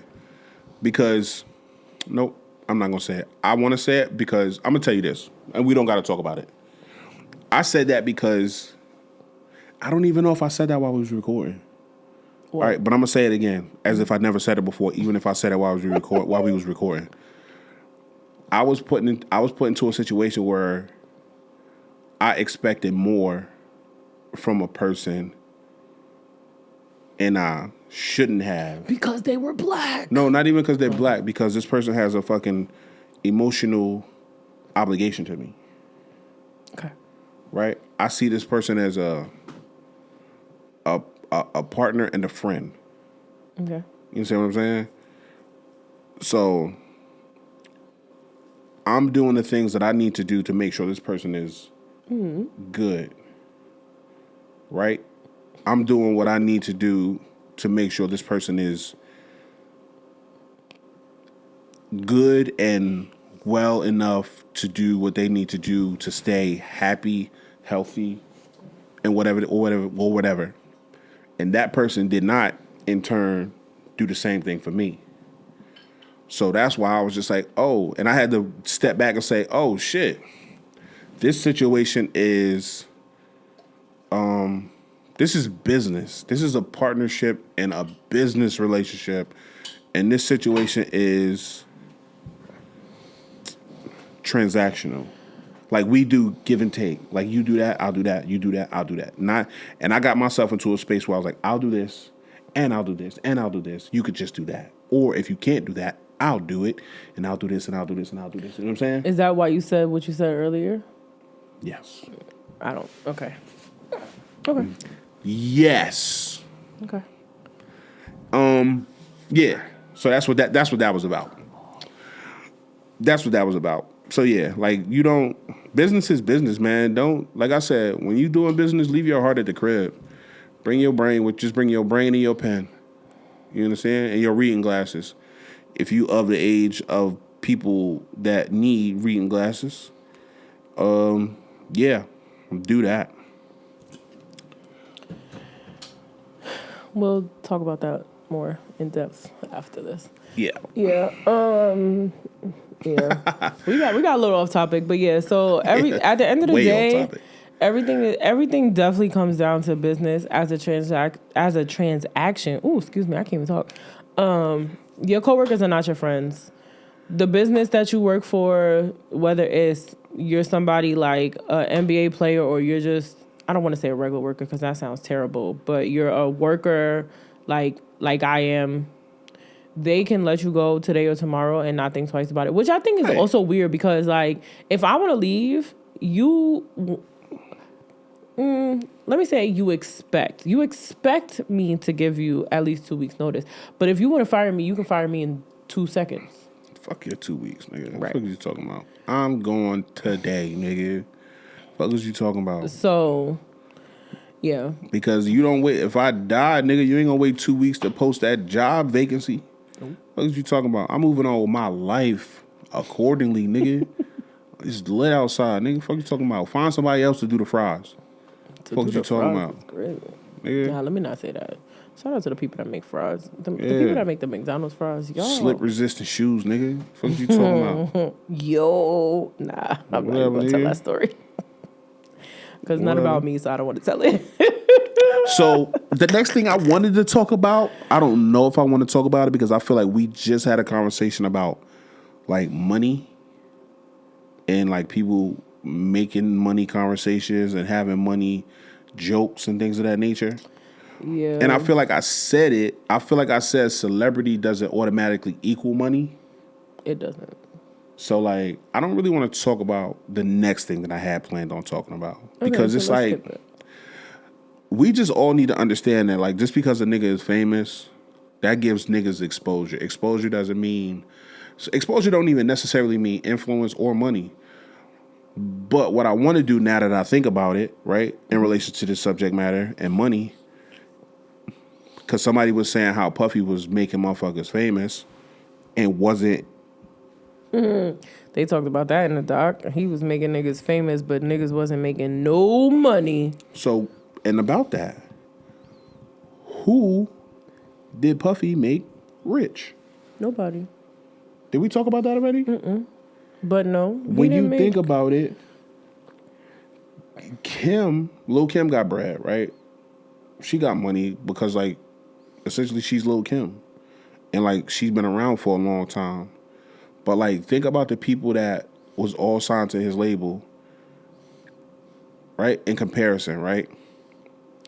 Think about the crews.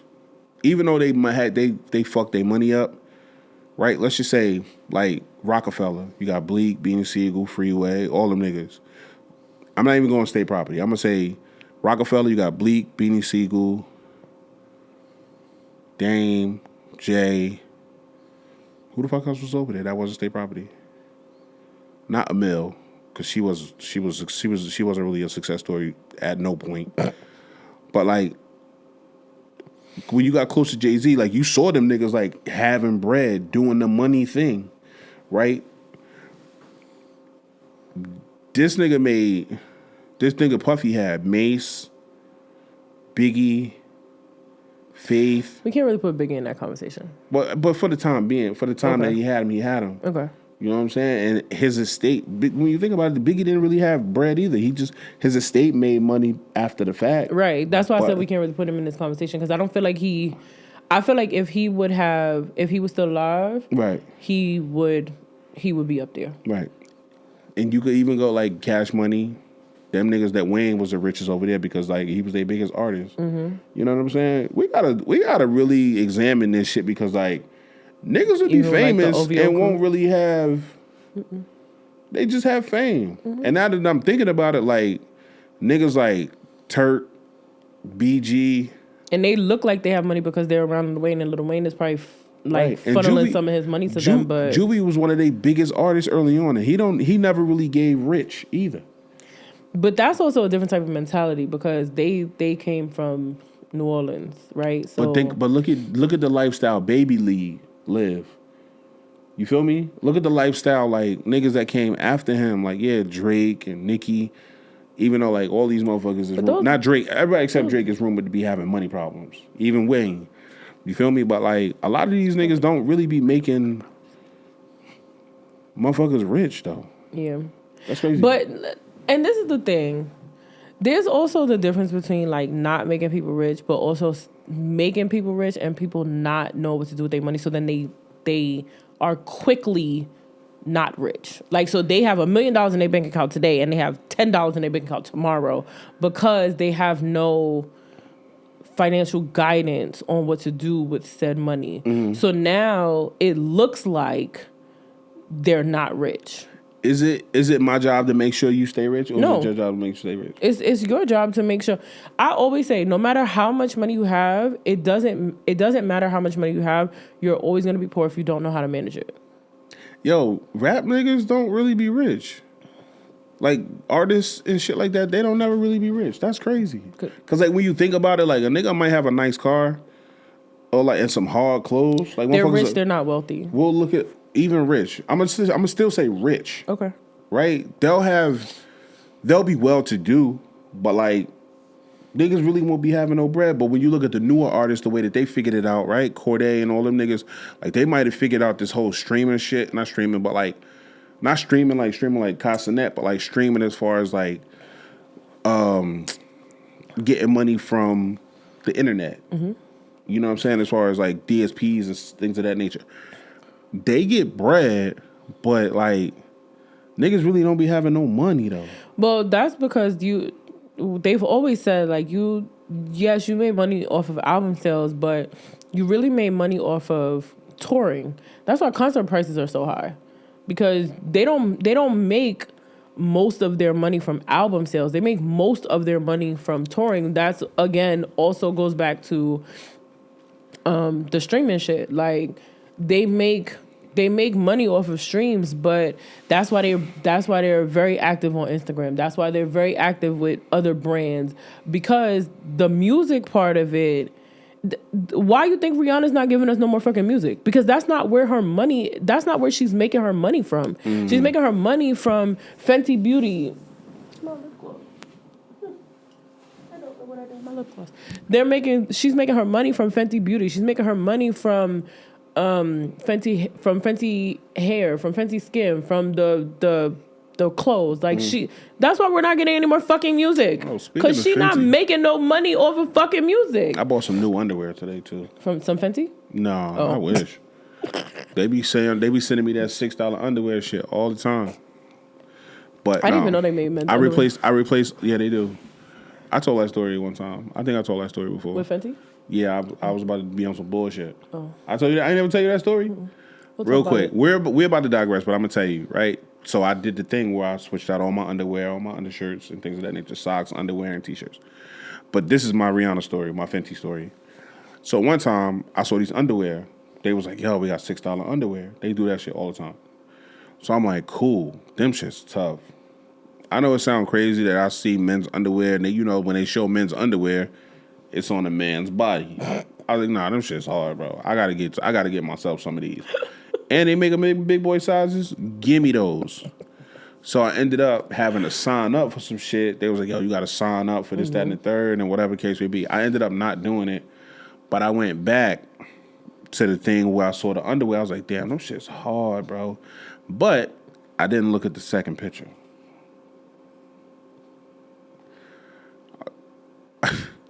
I scrolled to the second picture. Whole ass out. The back side of the underwear was lace.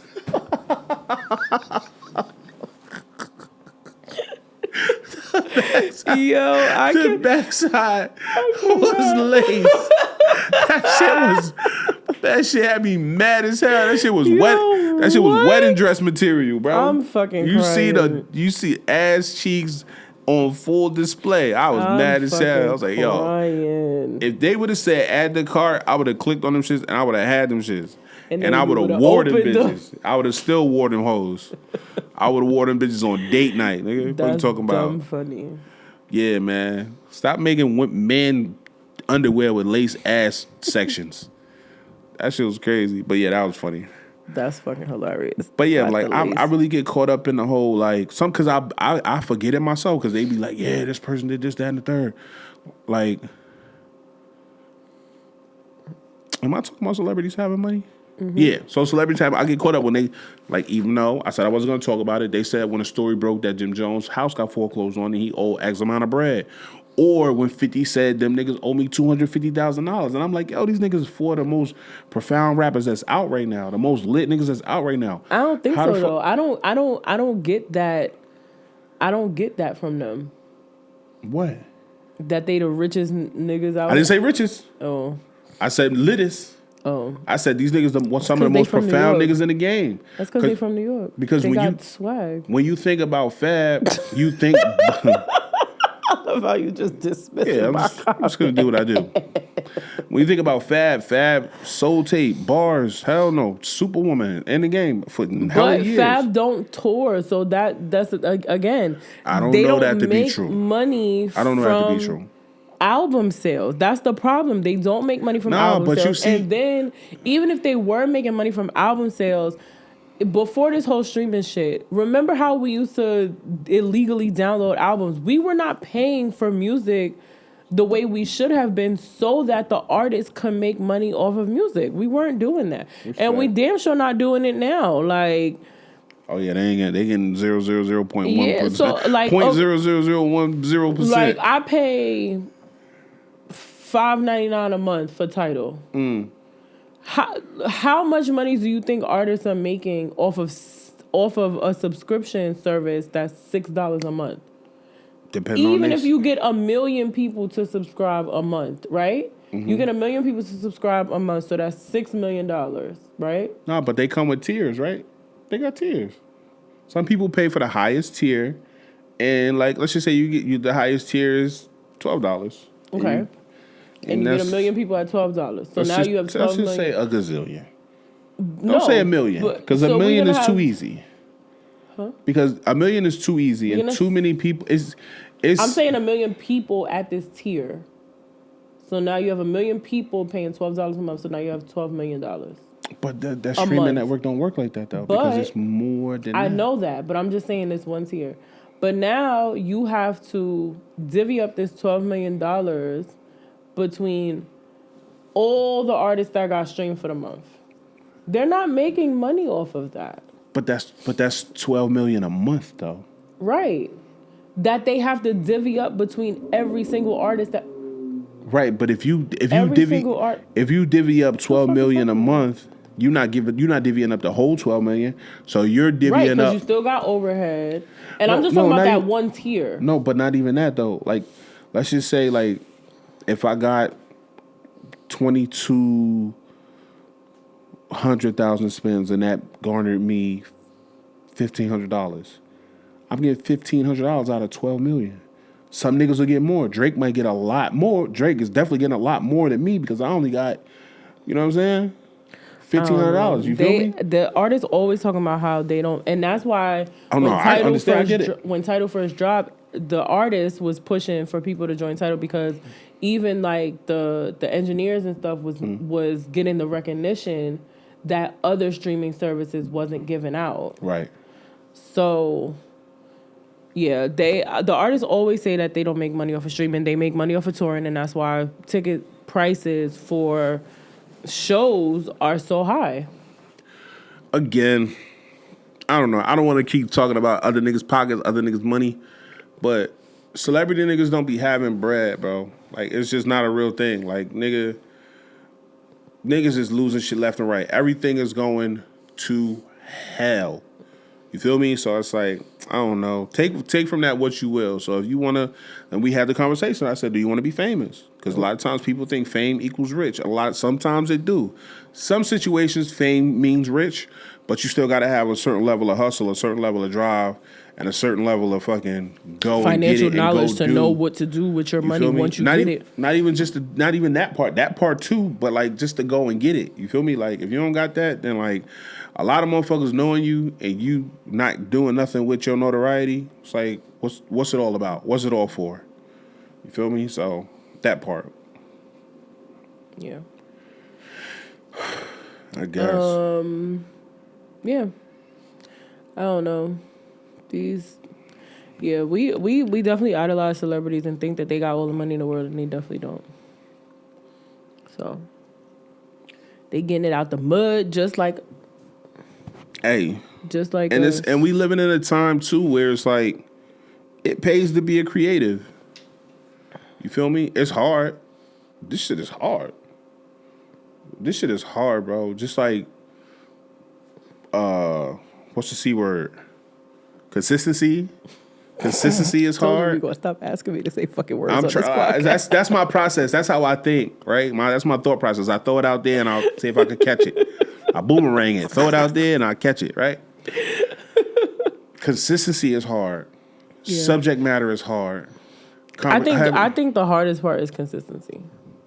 Yeah, man. The hardest part of anything. The hardest part of, like you said, your juice cleanse is going to be consistency. The hardest part of working out is consistency. The hardest part of sticking to goals is consistency. The hardest part of anything. So even with this, the hardest part is consistency. Yeah. Like, I don't want to get in my preachy bag, but like I said, subject matter is hard. Consistency is hard. Like just doing this shit, right?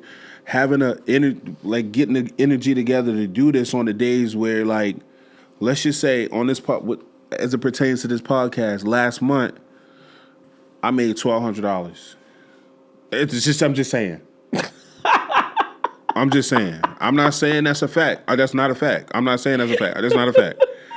I'm not saying that is a fact. That's not a fact. But let's just say I made $1,200 last month, but the month before that, I made $5,000 or $7,000, Right. which is also not true. It's a made up number. Don't take those numbers and think that's what's happening. Right? Cool. Boom. How do you not get discouraged from the 5 to the 1,200? Right, because to everything. Keep going. I just want to say this: everything means something. Everything you see means something. Everything plays a part in everything I do. You got to have a plan. Wink, right? Did I wink or blink? I don't know. Whatever. We'll figure it out. But like you just said, past that, like, how do I find it in me to say, that 1 month was 7,000. This month was 1,200. What says that next month won't be 100 or 400 or less? You feel me? Like, you gotta have it in you to make yourself get up and go. Like, even when it's low season, tomorrow is gonna be your $1 million day. Mm-hmm. You understand what I'm saying? And like, a lot of times, people don't have it in them. Somebody asked me. I told somebody the other day. I said, "Bro, this content space is changing. It's shifting." And if you're not in it now, you need to get in it now and figure it. Do your best to figure it out, right? And my man said, "Well, what do you mean?" And I had to tell bro. I said, "Bro, at the end of the day, right? A lot of people saw the podcast boom, and they thought like, oh, I could grab a microphone and a camera and get busy on niggas, and I could make millions of dollars." For some people, that was true. A lot of times, that wasn't true. That's not true in my situation. I'm fucking nickel and diming it right now. You understand what I'm saying? We about to make these millions. So, but I had to tell them, I'm like, yo, a lot of times, in that situation, people saw the boom and they was like, yo, I could do that and I'm going to do it. But they didn't necessarily have, 1, the work ethic, or 2, the talent. But the people that was born to do this shit, that was born to sit up here and have these conversations and have the most interesting conversations on the internet with the most interesting people in the world, those people are going to be successful. Because once people saw the boom, they thought it was lit, they thought it was easy. So they hopped in, they hopped on the train. Now they seeing how hard it is, how much work it take, and how being dependent on talking to people and having guests, that shit is hard. Doing it with just me and Domo talking every day and just giving y'all our point of view and our opinion, that's hard as hell too. But having to wait on a guest and people to pull up and be willing to and motivated to come sit down and have conversations with you, that shit is so hard. Shout out to the people that do the podcast by themselves. Oh, yeah. There was a clip of something you sent me, and it was a guy, he did the podcast pretty much by himself. Like, he was the only person on camera. Right. He talked to somebody back there, but they weren't part of the part. It was just him.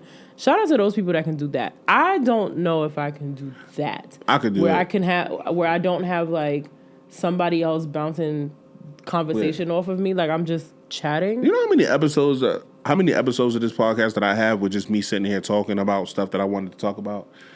That was the goal. That wasn't the goal, but that was my intention, because it was like, I couldn't find a co-host. I was like, bro, you know what? Like, niggas not really dependable. Niggas not really pulling up when they need to pull up, and I'm not going to be dependent on nobody. I done spent all this bread on this motherfucking equipment at that point.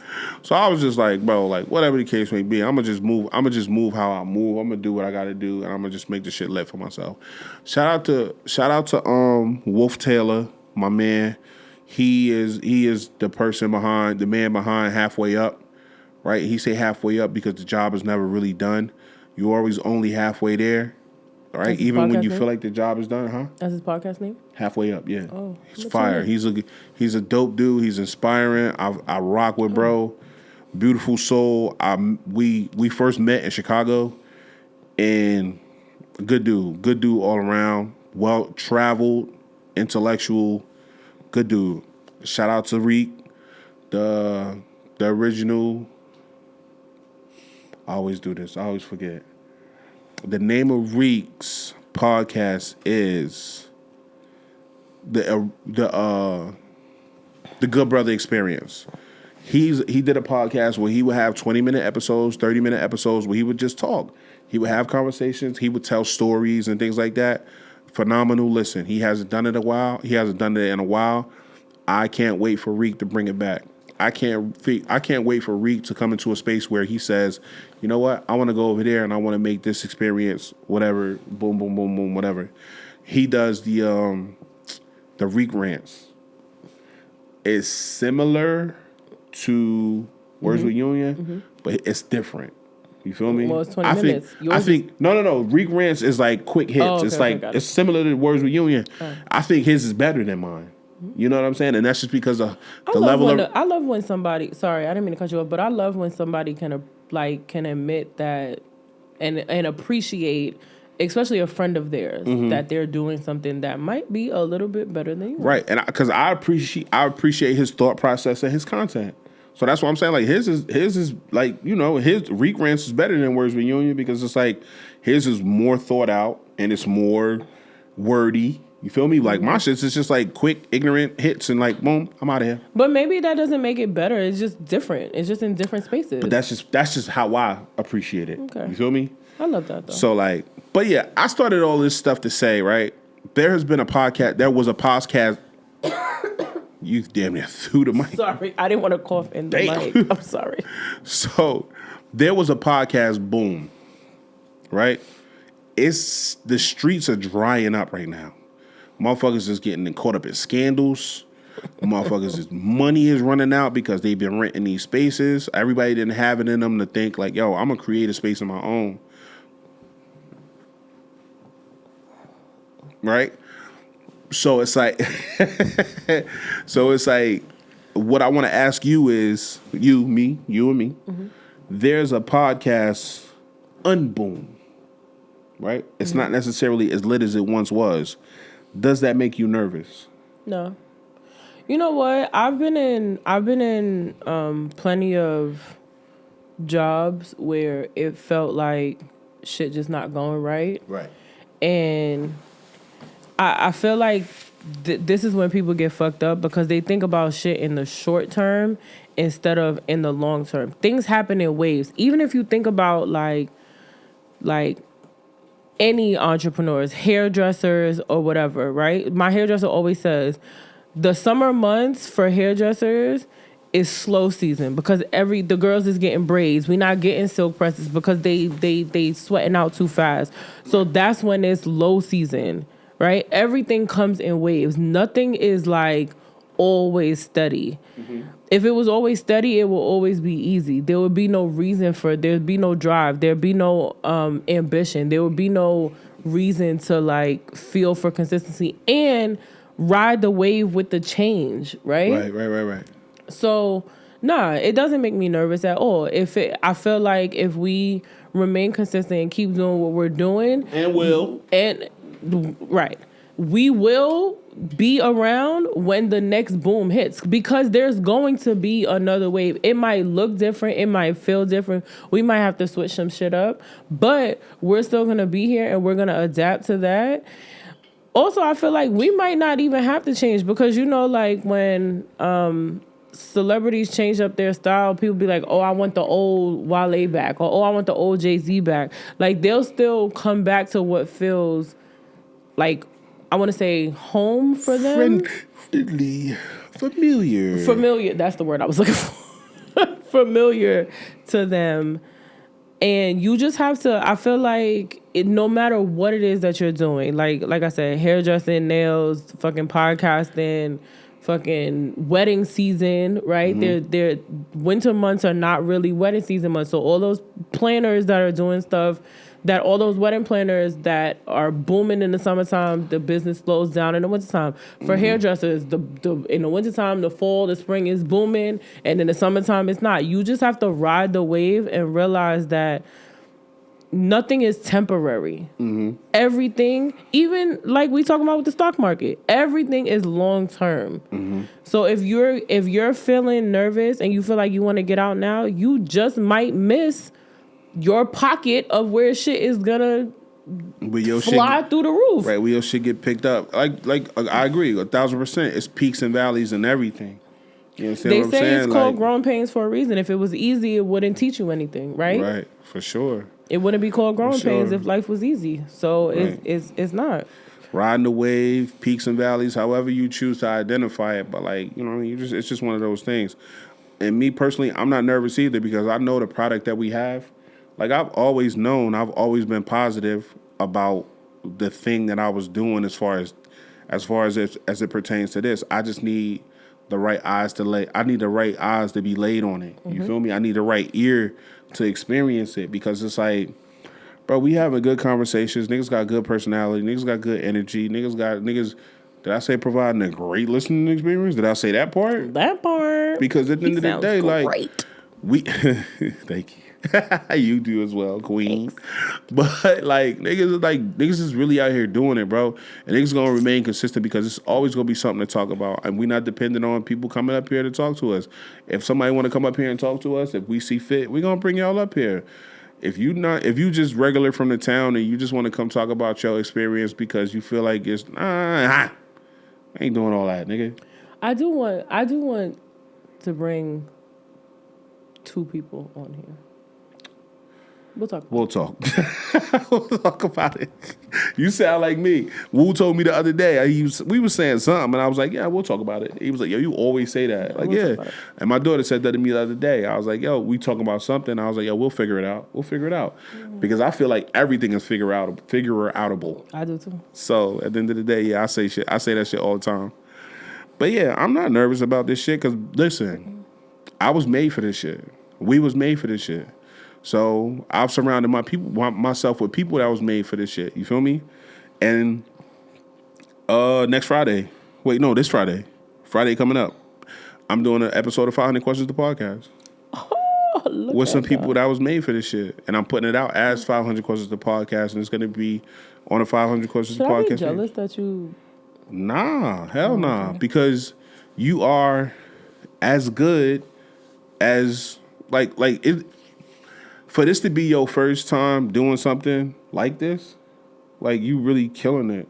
You feel me? You smoking it, and like for us to be, I try very hard. for us to be as good as we have gotten and grown to the point where we have grown, like Mello, killing this shit. Be like niggas like them niggas that I did 500 with, they killed it, but we all had to grow together. You feel me?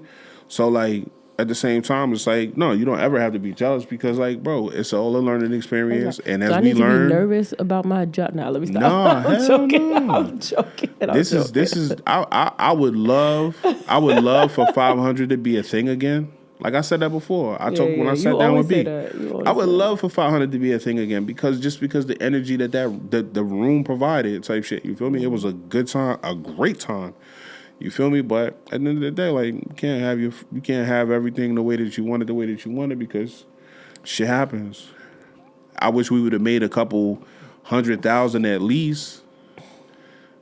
I keep going back to making money on these podcasts. I promise I have not made a single penny, not one. Don't look at my cars outside and think I made money off these. What 21 Savage said?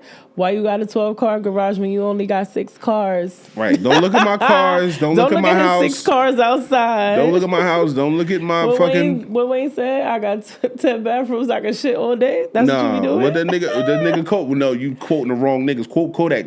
That's fake money. That ain't real money. That prop money. I didn't make a dime. You understand? And it's funny because Nifa joked with me. She say all the time, she like, yo, you got 6 floors in your house. Right. Where does this money come from? I don't understand. That's fake money. That's prop money. But the like, fact that I wish basement in the attic is beyond me because I don't have that. I wish. That's crazy. Why would you say that out loud? We can bleep that part out. But I wish we would have had made at the time before it ended. I wish we would have made more money than we made because I feel like that would have motivated us to do it better and give it a better effort. Union Street was coming regardless, right? Because that was something that I wanted to do because I was like, oh, there's really money in this shit. Let's get to it. You feel me? But now I'm in the process of building up. Now we're in the process of building up Union Street and getting to that bag. And we gonna bust it down how we bust it down. We gonna get to it how we get to it. So if I come on 500 questions, does that make me a guest? Yes. Yes. Okay, that's fine. Yes, that will make you. That will make you a guest. Yeah. Okay. Even though, let me keep it a bean right now. Even though when I was doing 500 questions, I was like, yo. Even when I stopped doing when I was reworking it, I was playing with the idea. When it's me, you, PC, and G, I was like, yo, this is the new. That's what I thought we was gonna do. And then, because I played with it, and then I was like, no, because whatever. And then I was like, okay, maybe me, Domo, Shawnee, and Woo once a month, 500 questions. Boom, that's fire, right? Mm-hmm. But then I wouldn't put myself in a position to play with B. I love B too much, and B take this shit too. She like not to take it too personally, but like 500 means something to her as much as it means to me. So for me to be able to, throw that name out there and just move on and do something different with somebody else, as much as I love the people that I was considering to do it with, I wouldn't do that to B. You feel me? Like Mello, a fly nigga. Mello don't give a fuck. Mello like, man, do that shit. I don't give a fuck. I know that. I know bro would be like that. But like B, you know what I mean? She like a mother hen. She like, nah, nigga, that's my shit. What you talking about? I mean, them niggas is not. No, them niggas ain't this. What Pop Smoke said, nigga, that's my shit. Welcome to the city of New York. And also, B would have told me, you better have your gun. Better have your gun. Nah, nigga, hell no. I wouldn't play with B like that. But like, yeah, no, I mean, I played with the idea. I flirted with it because 500 questions is such a good like vibe type shit. You know what I'm saying? Like we sit and we talk. We come up with questions. Yeah, hell yeah, for sure. Not this week though, because this week Friday I'm gonna be in Trinidad. No, we just acting a fool. We just gotta see. We gotta see where it goes, right?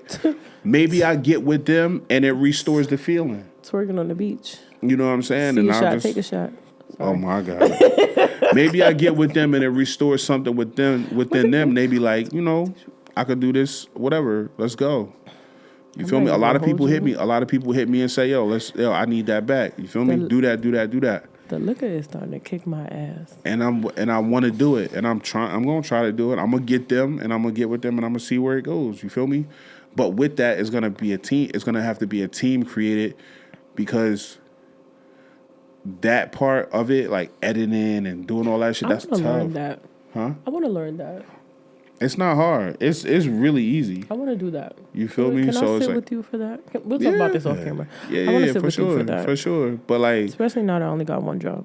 That would be a thing that I would have to hand off to somebody like, yo, listen, here go episode 100 or no 98. Here go episode. We fucked up with 40. We gotta do something big for 50. We gotta pay attention. For sure. Here go episode 98. Do that. Make that work. Whatever. Like I don't mind doing this part of it, but then the part of it when I have to edit and make reels and shit like that, we gotta start to build a team. Do I have to buy a Mac? Can I edit it on my regular Samsung laptop? Mm-hmm. Okay, good. Because I'm not buying another computer. Between my work computer, my personal computer, my freaking tablet, 2 phones, I'm done. I'm not buying another fucking thing. I'm fucking mad that I lost my fucking headphone. Yo, my headphone dropped out the case, flew somewhere. I think it went, because I got baseboards in my house, and between, there's like a space. I think it went down, so that means it's in the basement somewhere. Because I moved the couch today to try to find my headphone, and the headphone is gone into the abyss. So that means I gotta buy new headphones. This is fucking ghetto. It's over. But yeah, man, I'm not nervous about it. Sorry. I feel like we are off on a tangent. No. The liquor is liquor. I feel like I'm not nervous about it. I'm not nervous about it at all because I know the product that we putting out, right? I know we got the best steak in the beef business. So there's that, nigga. Yeah, I'm not nervous. Like I said, I've been in plenty of jobs where it felt like, I don't know, even now, being in the alcohol business, and they're saying that us in the States are not drinking not nearly as much as we was back in 2020. Mm-hmm. So I physically can see the decline in sales in U.S. business. It doesn't make me nervous. I know you didn't like that shit because that's why you got 7 bottles of it left. No, I didn't. Drink the rest of the other ones. I didn't. I've really slowed down. No. I'm not talking about that. I'm talking about the fact that you have 12 over there of one color and one of the other colors. That's what I'm thinking of. Stretch. I know. That's a stretch. But I gotta figure this out. Okay. We'll figure it out. But yeah, so I just know that, like I said, things happen in waves. There's always going to be a low point, and if you jump out now, you're going to miss the top of the wave again. Nigga, y'all niggas calling yourself hustlers and getting and tripping because shit's slow. Nigga, shit gets slow, nigga. That's also when money management comes into play, right? You cannot think that, because I made $7,000 this month, I can spend the $7,000 that I made this month, because next month you're not going to make $7,000. You'll be fucked up. You have to balance that shit out. Like, you have to prepare for rainy days, and it might be rainy months. It might be a rainy 6 months. You don't know. Like, nigga, we in the part of the game right now where I'm looking up and down the block like, where the fuck is the dough at? You feel me? Jay-Z bar. Hey. But like, you know what I mean? It is what it is. We gonna figure it out. I'm not nervous about it. I do. Before we get out of here, I do have a question that I want to ask, because I think it'll be interesting for us to have a question. Sorry, I could have just moved that back there. Stop saying sorry. You're right. Bro. And I banged my hand too. I do have a question. Can I ask you a question? I look like I have a bite mark. Domo, I need you to lock in. Baby. Yes, you can actually. We are at the end of the episode. I need you to lock in, baby. You understand me? We here. What is the question? My question is this, right? Sorry. And my question is to Domo, and my question is to all of you, right? Would you? No, let me sit right, because I was sitting like a. Would you date a person that was new to independence? Like, this person has always lived with someone or had a partner in some way, like whether they lived with their mom and their mom will wash their clothes, and they didn't have to pay all of the rent or all of the utilities or whatever the case may be. If you had a person that was new to independence, would you date them and take them seriously? If you in your relationship was the first time that they never had independence before you, would you date them and take them seriously? So my question to you is this also my first time being independent, or have I already No, you've been independent. Okay. Even though you've been independent yourself, would you date this person that is new to independence? Yeah. Really? I think that I feel like I know a lot of, and please don't kill me for this, but I know a lot of men that have not been independent. They've gone from, I know a lot of women too, but they've gone from like their mom's house to college to living with their college boyfriend, girlfriend, whatever, or whatever, and then like say that situation didn't work out, so they went back to their mom's house because that's where they came from before college, right? Right. So I do feel like everybody deserves a chance to learn how to live independently. Some people just don't do. I know people. One of my friends, she lived at home, came to college, moved in with roommates, and then moved with her now husband of 10 years. Like, she's never lived by herself. And I feel like that's a normal...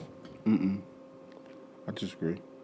But go ahead, progression. Not saying the living with somebody forever part. That's not the normal part. But to go from your parents' house to college to living with either roommates, and then either moving from your roommate's house to being with your boyfriend, and now you're going back to your parents' house because you never had your own. And if you live in your hometown, or you're going back to your hometown, I think I would live with somebody who's new to independence. I've done it before.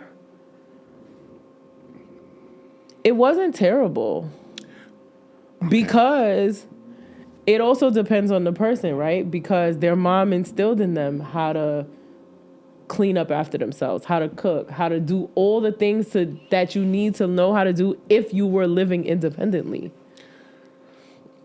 Okay. So it didn't feel like I gotta teach you how to clean up after yourself. You already know you already know how to do that. Okay. Yeah? No? Okay. My experience has been extremely the polar opposite. Not extremely the polar opposite because you can't really say things like that. It's not correct verbiage. My experience in that field has been negative as it pertains to dealing with somebody that was new to independence because I've dealt with someone that was new to independence. I've been in relationships with someone that was new to independence and it was terrible, right? And I told the story earlier about the girlfriend that I had that was new to independence, moving out of her mom's house, but her mom and her dad had been working people her entire life. Mm-hmm. So she was like kind of pretty much on her own a lot of times. That's why we linked the way that we linked, because it was like she was always alone, I was always alone, and it that kind of drew us together, and we were like together but independence, right? But I've had experiences where people have been not necessarily coddled, but they wasn't on their own ever. They had gone from being under their parents' roofs to now being under a roof with me.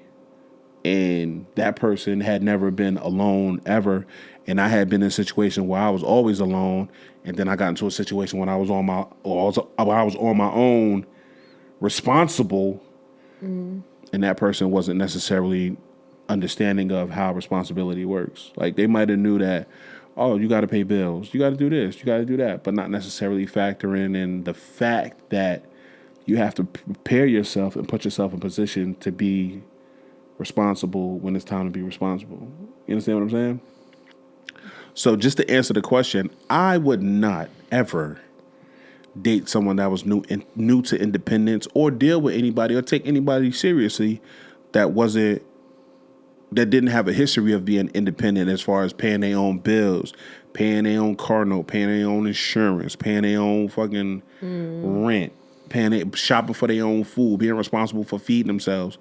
Because my experience with people, and I can honestly say that I only have 2 experiences like that. And the 2 experiences were opposite? Both negative. Oh, both negative. They were both negative. Okay.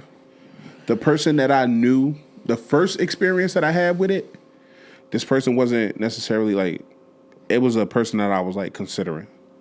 You know what I'm saying? But that person went from their family's home to a shelter. Because it was like, yo, I'm about to work the system over here. I'm gonna live in this shelter and get a house, I'll get an apartment and then go from there. And I'm like, bro, like, that's not how normal people do stuff. Right. Like, it's a process and it sucks and it's hard. But like, nigga, that's stupid. So maybe I'm not thinking about this question correctly, right? No, but you answered it right though. But the situation that this person's mom treated him like they were roommates. So while they lived together... There's no such thing. While they lived together, she was like, nigga, give me money for this. Nigga, give me money for that. Like... Well... So that's not really independent. You get what I'm saying? No, it's not. That's what I'm saying. I'm thinking about this question wrong. I'm thinking about this question as if you're saying this person lived in a space on their own completely, but that's not true. Because there are people out here that have lived, even people that live with roommates, they're still responsible for their portion of everything. Even if it's just their portion, they know that their portion of the rent needs to be paid or else they're going to get kicked out, right? Like, okay. So that's my mindset on that. Okay, so my approach because is also I'm thinking obviously about being away at college. So even when I went away to college, I didn't pay no fucking bills in college. I was living on my own, but the only thing I'm thinking about is like, Clean up just my room. I'm not even talking about like clean the bathroom and feeding myself. I eat on campus. So my thought process of this question and how you were thinking about it was two different things. Right. So now, no.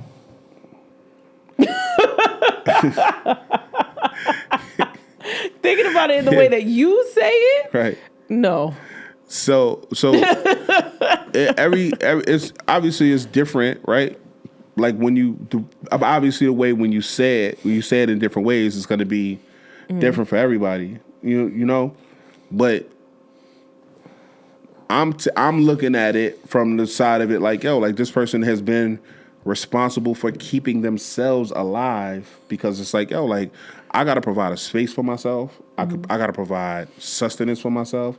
I got to provide either beverages, libation for myself, like however I choose to celebrate or just live my life. You feel me? Like if you haven't ever done that, like as far as living under your parents' roof, even though like your mom might treated you like a roommate, like bro, like being responsible for someone and being independent is different. You feel me? Because it's like I don't want to say nothing that's gonna get me in trouble, and I was about to say something that's gonna get me in trouble.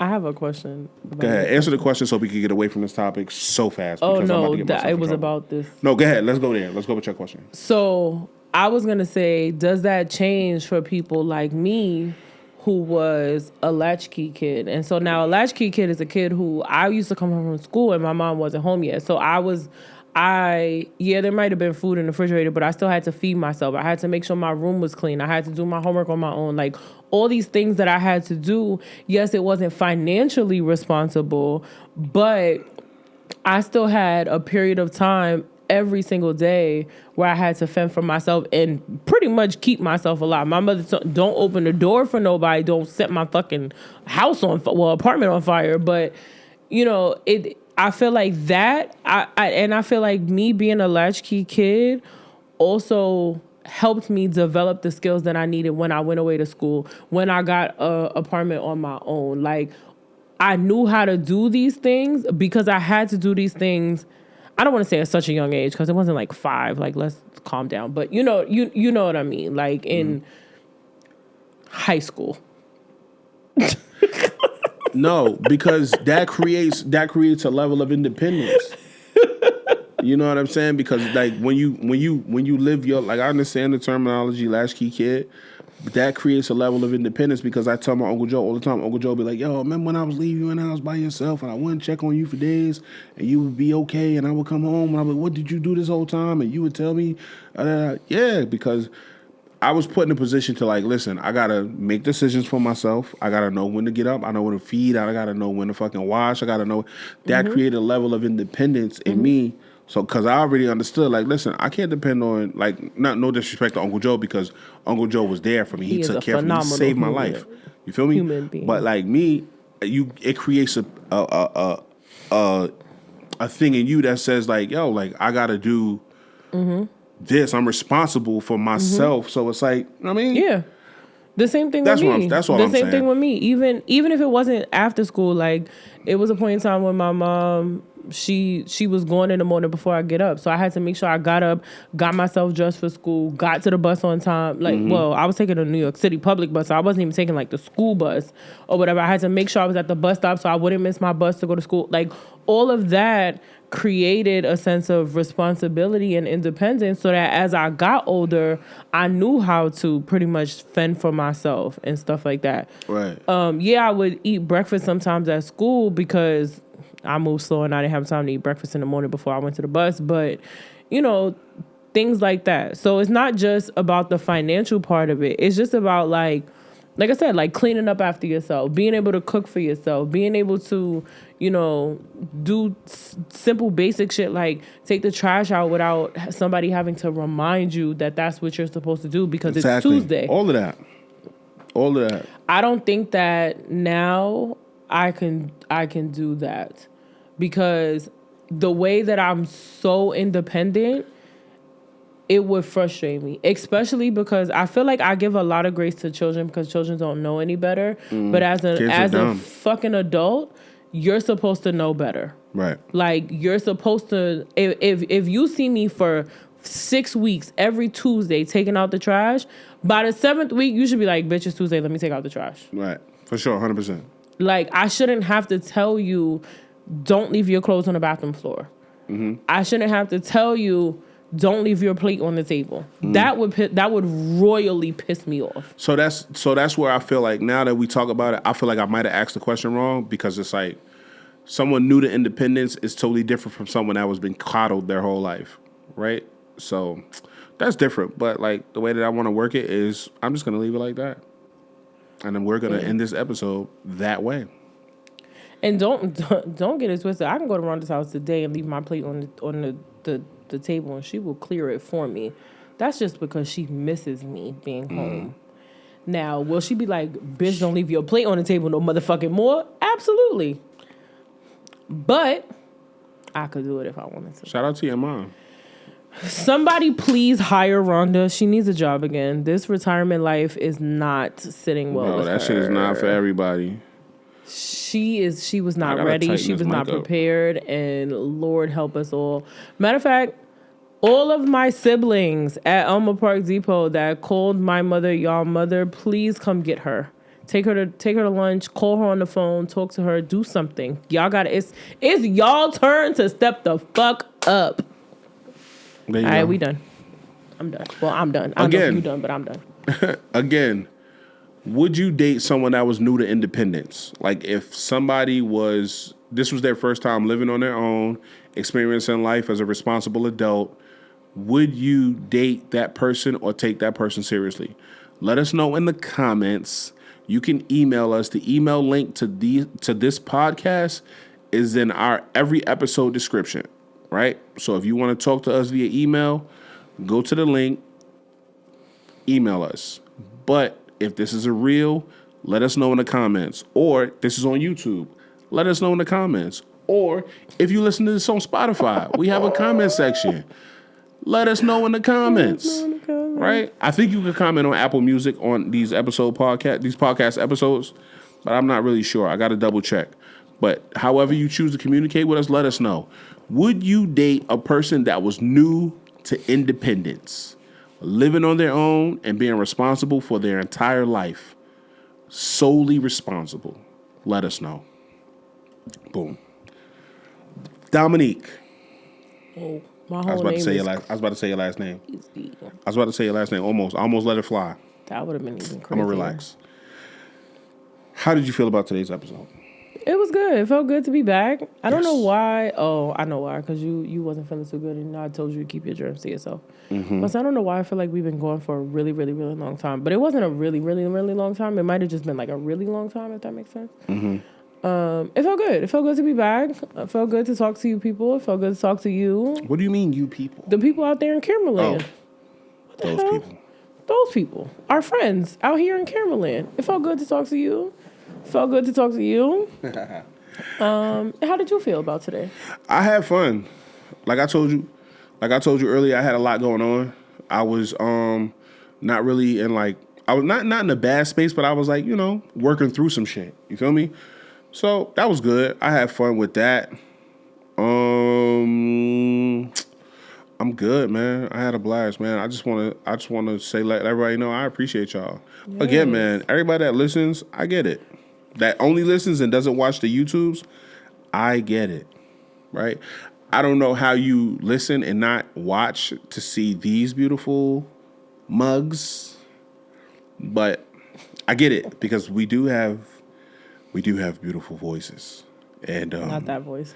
I just want to let you know, we appreciate you. Us here up here at the Union Street Podcast, we appreciate you. Thank you. Not that voice. Do you have anything you want to say? I got some knowledge that I want to drop on the people. Happy holidays. Happy New Year. I don't know if we might not be back before we'll be back. We'll be back. That's another thing we don't do. I got another week. We don't tell, we haven't been Thanksgiving. We didn't say Halloween. We didn't say Happy Halloween. Thanksgiving. I think we said Happy Thanksgiving. I don't know. We didn't say happy. So happy holidays, whether it's Christmas, Kwanzaa, Hanukkah, whatever y'all celebrate. Happy holidays. God willing, we'll be back for the New Year. So I'm not gonna tell y'all niggas Happy New Year yet. I don't think so. I don't know. I'm not gonna lie. Don't think so? Okay, no. I don't know. Okay. I just for some reason because he's already replacing me with 500 questions, but we're not gonna talk about that. Now let me stop. Well, if we're not back before the New Year, Happy New Year. Yeah. Hope you guys are safe this holiday season. If seasonal depression is kicking your ass, just know that we will get through this together. You're not alone. If you need anybody to talk to, reach out, email, DMs, whatever. We will get through this together. That's all I got. Cool. What I want to say is, damn. The hunter is the hero until the lion tells his side of the story. And what I mean by that is everybody is going to be the villain of somebody, right? Until you understand perspective and where people are coming from, then you grow to have an appreciation for understanding what's happening on all sides of each story. Like, when people say things like victim blaming, right? Oh, she was dressed like a whore, so she wanted it, right? That's dirty as fuck. You know what I'm saying? So just keep that in mind. Like, the hunter is the hero until the lion tells his side of the story. Just be understanding and be appreciative that, everything might not be what it seems. So just gain perspective and put yourself in a position to hear all parties involved. If I'm the villain of your story, keep me the fuck that way. I love it here. Thanks. That's such a woman thing to say. That is such a woman thing to say. I know I'm the villain in a few stories, and I honestly don't give a fuck. Oh, you know what, bro? I just slapped my thigh like a bitch. Damn. And I got that on camera. Like a bitch is... Why did I just do that, bro? Like a bitch is crazy. I just slapped my thigh like a... I did it again. Fuck. Because the liquor is liquoring, y'all. Fuck. Come on, because I want to go get something to eat. What was I about to say? I was about to say something. What did you just say?